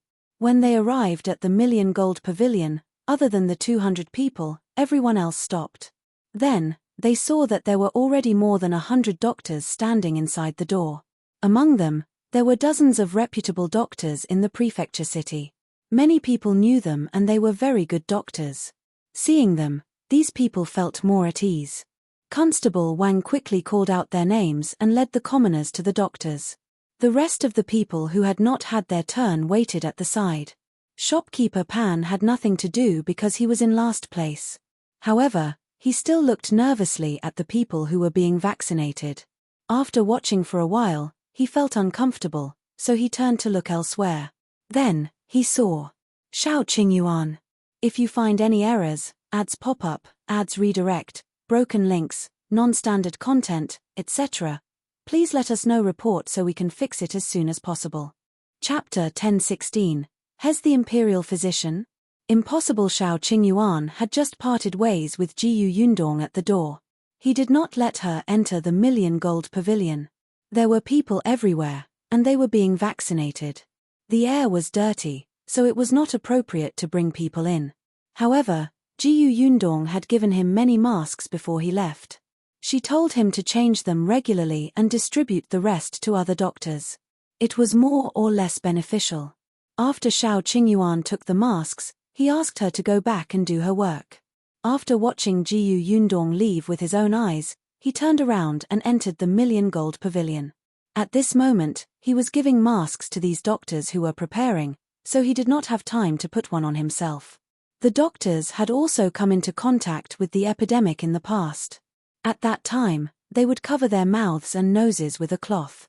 Now that they saw what Shao Qingyuan had brought over, they still found it very novel. The mask was really thin and dry. With 2 straps tied behind her ears, it would not fall off easily even if they ran. It was too convenient. All of them immediately thanked Shao Qingyuan for his good intentions. After interacting with Shao Qingyuan for the past few days, they increasingly felt that not only was this young man extremely talented in medicine, but he was also a person who did not hide anything.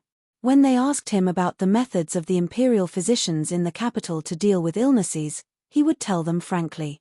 Moreover, he was very cautious and meticulous. In the past few days, other than listening to the process of the cowpox vaccination, they had also personally gone to the death cell to take over those criminals who had committed capital crimes. At that time, Shao Qingyuan had stood at the side and personally guided them. Therefore, everyone had experience. They were not afraid in front of these commoners at all. The masks in Shao Qingyuan's hand were quickly distributed. The one in his hand was personally made by Jiyu Yundong. He took it and looked at it.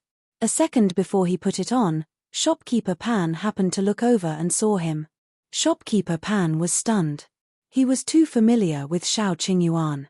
Not only had this person caused him to lose face, but he had also suffered a prison sentence. Now that his life was getting worse, even if he turned to dust, shopkeeper Pan would still be able to recognize him. But how did this person appear here? Looking at his face, he had the same thing as the other doctors. Could he be a doctor too? But how was that possible? Shopkeeper Pan was puzzled, but he had learned from his mistakes. Instead of rushing forward, he carefully observed. Then, he realized that Shao Qingyuan did not personally inoculate people. However, he shuttled between the doctors and guided them in the inoculation method. He looked like, right, it was as if he was the boss. It was as if he was the imperial physician from the capital who had specially come to the prefectural city to teach these doctors the vaccination method. How was this possible? He was just a brat from the countryside. How could he have such ability? Shopkeeper Pan's heart was filled with anger and excitement. He had to expose him. However, to be on the safe side, Shopkeeper Pan suppressed his impulse and quietly walked to the side of an old doctor who seemed to have a good temper. He pretended to be curious and asked, "Doctor, who is that young master? Is he also a doctor here? Why don't I see him helping others with vaccination?" The doctor happened to be idle. When he heard this, he looked in the direction of Shopkeeper Pan's finger and immediately smiled. "Oh, you mean young Master Shao? He's the imperial physician from the capital. He has to supervise everything. It's naturally not appropriate for him to do it himself." Him?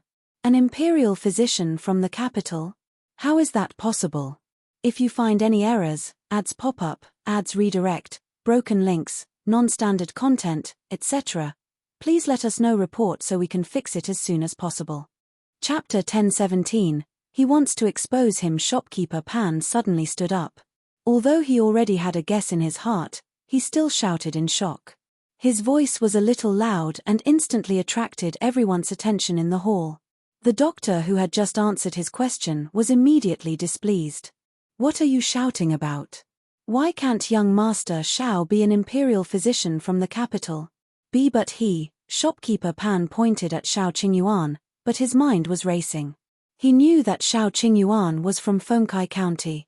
He also knew that the guy was a poor kid from the countryside. For dozens of copper coins a day, the guy worked in his shop and let him order him around. The guy didn't even have decent clothes on him. He ate dry steamed buns and didn't have any relatives. How could someone like him be an imperial physician from the capital? This was a liar. This was clearly a liar.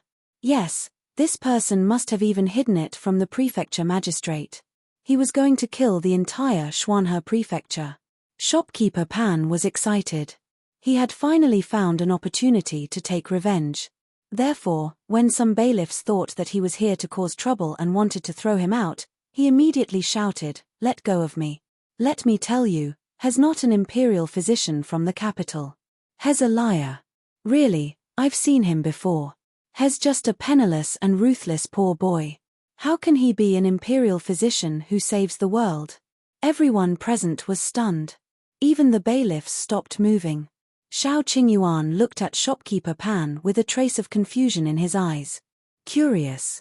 Who was this person? Do I know him? Have I seen him? Shopkeeper Pan was even angrier when he saw his expression. Great, he still pretended not to know him. Although almost 2 years had passed, she had humiliated and bullied him back then. How could this brat not remember him? Shopkeeper Pan broke free from the constable's hand and suddenly ran in front of him. He sneered and said, "Don't pretend. Let me tell you, I definitely won't let you do anything to harm the commoners of our Xuanhe Prefecture." He spoke especially righteously. If he exposed Shao Qingyuan's true colors in front of everyone, the prefecture magistrate would definitely look at him in a different light.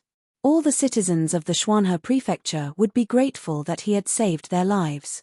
At that time, everything he had lost in the past would come back. Just thinking about it made Shopkeeper Pan tremble with excitement.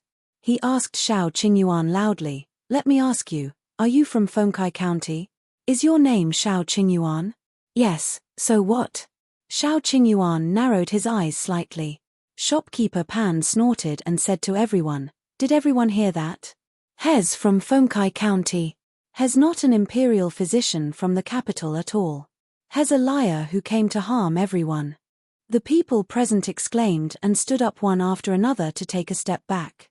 The person who had just received the vaccination was about to cry. He grabbed the doctor in front of him in fear and asked him to save him. The scene became chaotic, and cries and shouts kept intertwining. Constable Wang frowned and suddenly shouted, "Quiet. Anyone who makes any more noise will be thrown out." The hall instantly fell silent, but everyone looked at Shao Qingyuan with hatred in their eyes. Shopkeeper Pan was instantly smug, but Shao Qingyuan looked at him as if he was a fool. After a while, he took out something from his pocket and asked him, "Do you know what this is? If you find any errors, ads pop up, ads redirect, broken links, non-standard content, etc., please let us know report so we can fix it as soon as possible." Chapter 10:18. What happened? Shopkeeper Pan was stunned for a moment. He blinked and craned his neck to take a look.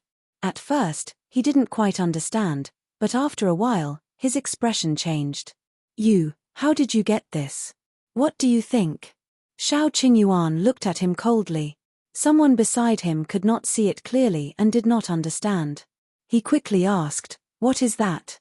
Constable Wang explained coldly, "That's a fish talisman. All the officials in my dynasty have this to prove their identity. Young Master Shao is an imperial physician, so he naturally has one too." Fish talismans? All the imperial court's officials had them? Does that mean he's real? Everyone heaved a sigh of relief. Then, they looked at Shopkeeper Pan angrily. "What's wrong with you? This is our first time getting vaccinated. You're still spouting nonsense here and making us worry." Constable Wang, "I'm afraid this person has ulterior motives. Hurry up and arrest him." Shopkeeper Pan shook his head. "How is that possible? How could a person enter the capital and become an imperial physician in such a short time?" He grabbed the fish talisman from Shao Qingyuan's hand and looked at the words engraved on it. His name and address were all there, and they were all correct.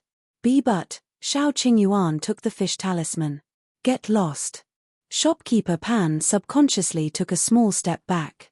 Constable Wang went forward and grabbed him. He sneered and said, "Do you think our lord is a muddle-headed official? This concerns the lives of millions of people. How can we hand such an important matter to him without confirming young Master Shao's identity? Young Master Shao came from the capital and is escorted by the Imperial guards sent by the Emperor." No, there were no Imperial guards, but words had to be said beautifully. Shopkeeper Pan took 2 more steps back, feeling flustered. The others present pointed at him, making him panic.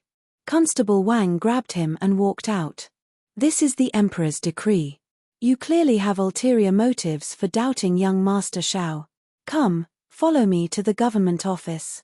No, my lord, please spare me. I really didn't. I misunderstood. Constable Wang didn't listen and dragged him out. Tell the Prefecture Magistrate if it's a misunderstanding. Shopkeeper Pan burst into tears on the spot. He had already been to jail once and did not want to go again.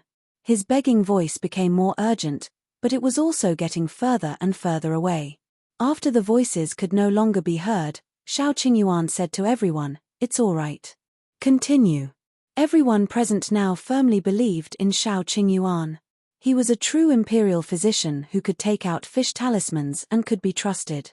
Shao Qingyuan pinched the fish talisman in his hand and narrowed his eyes. This fish talisman was given to him by the Emperor. Since he had to take on the mission of Xuanhe Prefecture's cowpox vaccination, he had to be given some necessary things to avoid many troubles. It seemed that the Emperor's consideration was right. This fish talisman had really saved him from trouble. He walked around the hall and saw that the doctors were familiar with it. After seeing that there were no problems, he quickly left the million-gold pavilion silently from the back door. There was a carriage parked outside the back door. There were guards on both sides. When they saw Shao Qingyuan, no one stopped him. They let him walk to the carriage and jumped up. Two people were sitting in the carriage and talking softly. When they heard the commotion, they immediately turned to look at him.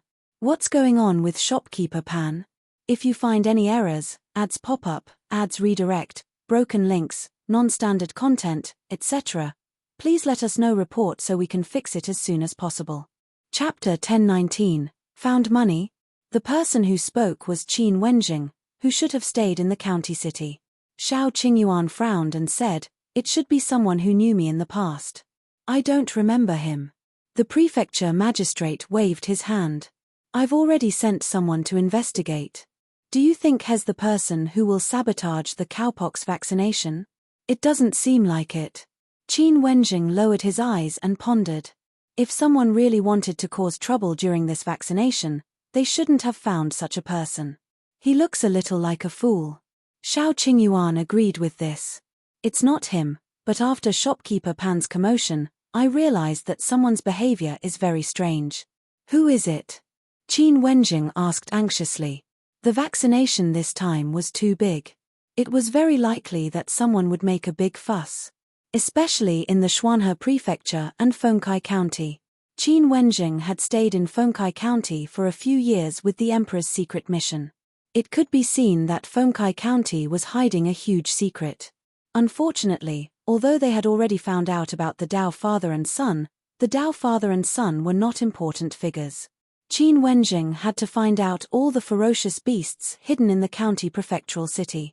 Therefore, this time, other than asking Shao Qingyuan to tell Qin Wenjing about the cowpox vaccination mission, the Emperor also gave him a secret decree to pay attention to the person who secretly attacked him.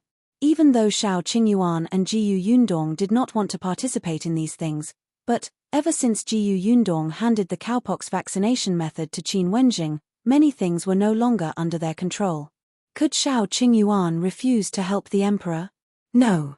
Therefore, even though Jiyu Yundong and Shao Qingyuan did not want to be involved in these matters, they had no choice. The only thing they could do now was to resolve the matter as soon as possible so that they could live their lives comfortably.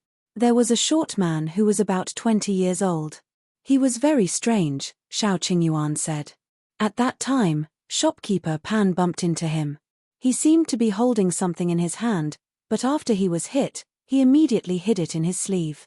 Qin Wenjing and Prefecture Magistrate Dai looked at each other. In that case, do we have to thank Shopkeeper Pan? Shao Qingyuan, do whatever you want. He alighted from the carriage. Next was Qin Wenjing and the Prefecture Magistrate's business.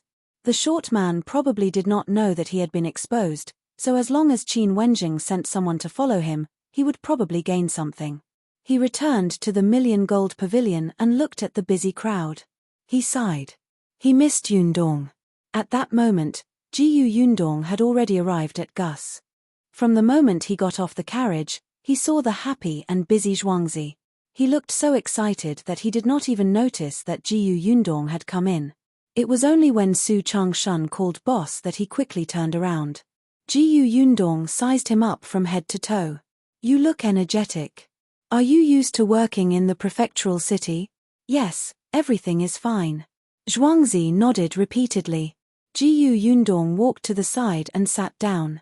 Zhuangzi immediately poured her a cup of tea. His footsteps were light. It seemed like he had really encountered a good thing. You picked up money. Why are you so happy? No. Zhuangzi immediately shook his head. He thought for a moment and said softly, Boss, I went out of the city to see my parents yesterday. Yes, and then? He was so happy meeting his parents. If you find any errors, ads pop up, ads redirect, broken links, non-standard content, etc., please let us know report so we can fix it as soon as possible. Chapter 1020, Divination. Zhuangzi chuckled. Then, when I came back, I met someone. He turned around and saw that Su Changshun was busy working. He lowered his voice even more. Boss, do you know what that person does? I don't know. Why are you being so mysterious? Can't you tell me everything at once? Zhuangzi's smile became even more wretched. That person is a fortune teller. Boss, that fortune teller said that I'm in luck this year and might be able to get what I want very soon. Boss, you know that I want to become a shopkeeper as soon as possible. I think that's what the fortune teller meant. Jiyu Yundong was speechless. If you want to be the shopkeeper, it doesn't seem to be up to the fortune teller, but me, right? Of course. However, when the fortune teller said that, I immediately guessed that the boss fortune was flourishing this year. You would definitely open another shop. Wouldn't I be able to become the shopkeeper then? Jiyu Yundong was speechless. He was trying to curry favor with her. But for some reason, she felt that it was quite pleasant to the ear. She looked at Zhuangzi and couldn't help but smile. Not bad. If that's the case, the fortune teller is quite accurate. Since you're going to be the shopkeeper this year, have you started to consider your marriage? Jiyu Yundong probed. Unexpectedly, Zhuangzi laughed lewdly again. Jiyu Yundong silently covered his eyes. Please don't smile like this when you're the shopkeeper in the future. Otherwise, the customers will be scared away by you. When Zhuangzi was done laughing, he said, that fortune teller actually not only calculated my fortune, but also my luck with women. Jiyu Yundong raised her eyebrows. Oh. He said that my luck with women is pretty good this year. If nothing goes wrong, I'll be engaged this year. Jiyu Yundong was speechless. Which family was this fortune teller from? In that case, this bastard finally had a relationship line and was no longer focused on developing his career. It was good. This way, it would be more convenient for her to help Mother Su find out. Jiyu Yundong coughed lightly. Then, have you taken a fancy to any girl? Zhuangzi frowned. He really didn't. He could not help but sigh. Boss, you don't know. Ever since I became a shop assistant, my ultimate goal was to become a shopkeeper. That's why I worked especially hard. Every day, I learned how to read and count from the shopkeeper. I learned so much that my mind was filled with the words on the account book. When the guest came, I didn't even have the time to see if it was a man or a woman. I first thought about what they might buy, and how much they could pay. When I returned home at night, I only ate and counted the money. I didn't have the chance to see any girl. Jiyu Yundong's mouth twitched. Have you gone mad? Zhuangzi looked pitiful. Actually, before he became the shopkeeper, he had never thought of getting a wife. If it was in the past, he would not have taken the fortune teller's words seriously. But wasn't he living with his sister and brother-in-law now? As a single man, he watched Jiang Bao and Lan Hua being clingy every day who felt that there were only the two of them in the world. He was too agitated. Especially when he called out to them, the two of them acted as if they did not hear him. Zhuangzi was so angry that he was unwilling to go home several times and lived in the backyard of this shop. Therefore, he felt that he had to start thinking about marriage. Jiyu Yundong could not help but roll her eyes. If you find any errors, ads pop up, ads redirect, broken links, non-standard content, etc. Please let us know report so we can fix it as soon as possible. Chapter 1021. I'll secretly show him. Zhuangzi chuckled again. Boss, you know a lot of people. Let me see if there's a girl suitable for me. Let me think. Jiyu Yundong frowned and seemed to ponder carefully for a while. After a while, he suddenly looked up. There really is a very good girl. Zhuangzi's eyes lit up. He automatically sat down on the chair beside her and eagerly handed her a cup of tea. Really? Which girl? Boss, tell me quickly. This was Jiyu Yundong's first time trying to matchmake someone. She was afraid that if he did not say it well, someone would mess it up. For some reason, he was a little nervous. You've seen Su Changshan's sister, right? Zhuangzi blinked, then blinked again, looking confused. He has a sister. He had only seen Changshan's mother. About the sister. Yes. He vaguely heard Changshan mention that he had a younger sister in his family. However, he had never seen her before. After hearing it, he quickly threw it to the back of his mind. After all, he was a man. It was not appropriate for him to ask about girls. Jiyu Yundong, you've worked with him for so long, Lan Hua has worked with Su Qing for so long, and you've even been to the Su family twice. You actually don't know that Su Changshan has a sister? Jiyu Yundong was stunned. What was in your mind every day? Was there only money and the goal of becoming a shopkeeper? Zhuangzi was smart and immediately reacted. He immediately asked excitedly, the girl the boss wants to introduce to me is Changshan's sister? Yes. Jiyu Yundong glanced at him from the corner of her eye and said speechlessly, his sister's name is Su Qing. She's now working as a female employee at New Tea Pavilion. It can be considered that she has something in common with you. Of course. Zhuangzi thought of his sister and Jiang Bao. These two seemed to have endless things to talk about every day. He was instantly interested. To be able to enter New Tea Pavilion as a female worker, she must be smart and good-looking. Still, boss, this Changshan family is from the prefectural city. Although I'm now a shop assistant in the prefectural city, I'm still a country bumpkin. Would they like me? Well, this was a very realistic problem. Jiyu Yundong raised her eyebrows. Mother Su has taken a fancy to you. However, she could not let him know. Otherwise, this kid's tail would be raised to the sky. She touched her chin and said, the Su family doesn't seem to care about these things, but there's something I have to tell you clearly. Zhuangzi saw that her expression instantly turned serious and hurriedly sat upright. Boss, tell me. You know that Su Changshan was accused of stealing, right? I know. Speaking of this, Zhuangzi was still a little angry. Changshan is too honest. If it were me, I would rush over and tear down their door. If you accuse me of stealing, I'll steal something for you to see. Jiyu Yundong covered his face. All right. You're amazing. She continued, Su Qing was once engaged, but that family cancelled the engagement because Su Changshan was a stealer. They were afraid of implicating their reputation. Do you mind? Zhuangzi didn't even think about it. Why would I mind? It's clearly the other party's fault. Sister Su is lucky that she didn't marry into such a family. Otherwise, her life would be ruined. Jiyu Yundong nodded in satisfaction. Although this kid was a little wretched, he was not a pedantic person. She raised her head and looked behind Zhuangzi. Did you hear that? If you find any errors, ads pop up, ads redirect, broken links, non-standard content, etc., please let us know report so we can fix it as soon as possible. Chapter 1022. You don't have to be so flattery. Zhuangzi was stunned. He suddenly turned around and saw Su Changshan standing behind him. Zhuangzi suddenly felt a little awkward. Well, it didn't seem right to discuss his sister behind his back. But at this moment, Su Changshan also looked embarrassed. He didn't eavesdrop on purpose. When he suddenly heard his sister's name, he was a little concerned. Coincidentally, there were no customers in the shop at the moment, so he came over to see what was going on. Unexpectedly, just as he stood at the back, he heard Zhuangzi's words. For a moment, Su Changshan felt very complicated. However, she quickly realized that the boss was going to introduce Zhuangzi to his sister. He suddenly looked up at Jiyu Yundong. Boss, my sister, Su Qing has a good personality and is diligent. Zhuangzi is also smart and protective of his family.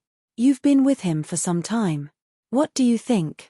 Su Changshun felt that Zhuangzi was very loyal and had a good character. He was worth entrusting life to. In that case, it seemed like it was not a bad idea for his sister to marry him. Seeing that Su Changshun didn't say anything after thinking for a long time, Zhuangzi was a little anxious. He immediately put his arm around Su Changshun's shoulder and said, "Don't worry. I'm not good at anything else except being protective. Your sister will definitely not regret marrying me." Jiyu Yundong held her forehead. Wait a minute. Don't be hasty. It's not up to the two of you to decide on this matter. I think that at the very least, you have to meet Su Qing and both of you think that the other party is not bad. Only then can you sit down and talk about this marriage, right? Su Qing still didn't know about this. It was useless for them to say anything. Zhuangzi hurriedly nodded. Yes, yes, yes. Boss, let's go over now. Now. The corners of Jiyu Yundong's mouth twitched. She glanced at him. Are you going to look at her dressed like this? Zhuangzi looked down. He was wearing the uniform of the shop. He had just moved the goods, and his clothes were still a little dirty. It did not seem appropriate. If he went to see her like this, she might think that he was a sloppy person who did not like cleanliness. Then, I'll get Lan Hua to make me a new set of clothes later. I'll go in 2 days. Jiyu Yundong nodded and looked at Su Changshun. Go back and ask Su Qing what she thinks. He paused and added, tell her in front of your mother. I understand, boss. Jiyu Yundong glanced at Zhuangzi, who hurriedly said, my parents are fine. They said that as long as I'm willing, they'll come and propose marriage later. Jiyu Yundong did not say anything else. They agreed to meet the shop. At that time, Su Qing could take the opportunity to visit Su Changshun and talk to Zhuangzi. If both parties were satisfied, Jiyu Yundong would not have anything to do after that. Jiyu Yundong heaved a sigh of relief. Indeed, it was too difficult to be a matchmaker. She stood up. All right, continue working. I'll go to the pharmacy to take a look. Zhuangzi hurriedly sent her out. Boss, take care. Be careful of these steps. Don't splash water on the ground. Jiyu Yundong was speechless. She shook her body violently. Did he have to be so obsequious? Tong Shuidao could not take it anymore. She quickened her pace and followed Jiyu Yundong. The pharmacy was not far away. The two of them turned 2 alleys and arrived. As soon as she entered, Jiang Bao happened to be standing behind the counter, pounding the medicine carefully. As for Zhu, he was tidying up the medicine cabinet. If you find any errors, ads pop up, ads redirect, broken links, non-standard content, etc., please let us know report so we can fix it as soon as possible. Chapter 1023, Name change. The two of them stopped when they saw Jiyu Yundong enter. Miss, why are you here? Jiyu Yundong was about to speak when she saw Go and Shu walk out of the backyard. Maro was not around and was at the Million Gold Pavilion with Shao Qingyuan. Dr. Xiong wasn't around either. A medical fanatic like him was naturally the most passionate about learning cowpox vaccination. Therefore, at this moment, he was among the hundreds of doctors who were vaccinating people. However, when he was not around, the business of the pharmacy was exceptionally good. It was probably because the vaccination was about to take place in the entire city. There were still some people who were not at ease and secretly came to the medicine shop to buy medicine. If the vaccination failed, at least there would be a way out, right? Therefore, when Dr. Xiong was not around, Go and Shu came to help. Miss, are you looking for us? Why don't you go to the backyard and rest first? No, thank you. Jiyu Yundong shook her head. I'm just looking for She stopped mid-sentence. She recalled how Xiao Yuan's father had addressed the guy. Dr. Pig. She suddenly couldn't call Zhu's name. She paused and could only point at him, who was coming down the wooden ladder after closing the medicine cabinet. She said, come down first. I have something to ask you. Zhu was confused and hurriedly walked over. What's the matter? Jiyu Yundong glanced at Go and Shu again and asked with a frown, "What were your original names?" The three of them looked at each other. "Miss, why are you suddenly asking this? I'm just thinking that you're not young anymore. In 2 to 3 years, you'll have to get married. In the future, when you walk around outside, you can't let people continue to call you Zhu, Go, Shu, and Mao. People will think that thief entered the zoo. Why don't you change to your previous names?" The three of them were stunned and paused, but they fell silent. Jiyu Yundong was a little surprised. "Of course, it's okay if you don't want to change. I'm just making a suggestion." "No, miss, it's not that we don't want to change. It's just that." Zhu hesitated for a moment before denying softly. Jiang Bao listened from the side and immediately said, "I think it's good to change your names. 2 days ago, there were customers who came in to buy medicine. They directly called Zhu Mr. Pig." Jiyu Yundong was speechless. It turned out that Xiao Yuan's father was not the only one who called him Dr. Pig. Zhu glared at Jiang Bao, who raised his eyebrows smugly. After a long time, Shu, who was the oldest among the three, said, "Miss, we actually want to change our names, but we don't want to change back to our previous names. If possible, can you tell the boss to let us have the surname Shao?" "Why?" Jiyu Yundong was surprised. Shu smiled bitterly and said, "We're all orphans without parents. When the 4 of us lived together, we agreed to be brothers and relatives. That's why we randomly named our Mao, Shu, Zhu, and Go. We felt that this was more intimate, as if we were a family. If we switched to our original names with different surnames, we would feel that we have become orphans again." Jiyu Yundong was shocked. She did not expect them to think that way. She immediately regretted her suggestion. Although names didn't mean anything, the meaning was completely different for Zhu and the others. Jiang Bao also stopped pounding the medicine. His expression became more serious and he did not speak anymore. Jiyu Yundong opened her mouth and was about to say that it was fine when she heard Go speak in embarrassment. "If you find any errors, ads pop up, ads redirect, broken links, non-standard content, etc., please let us know report so we can fix it as soon as possible.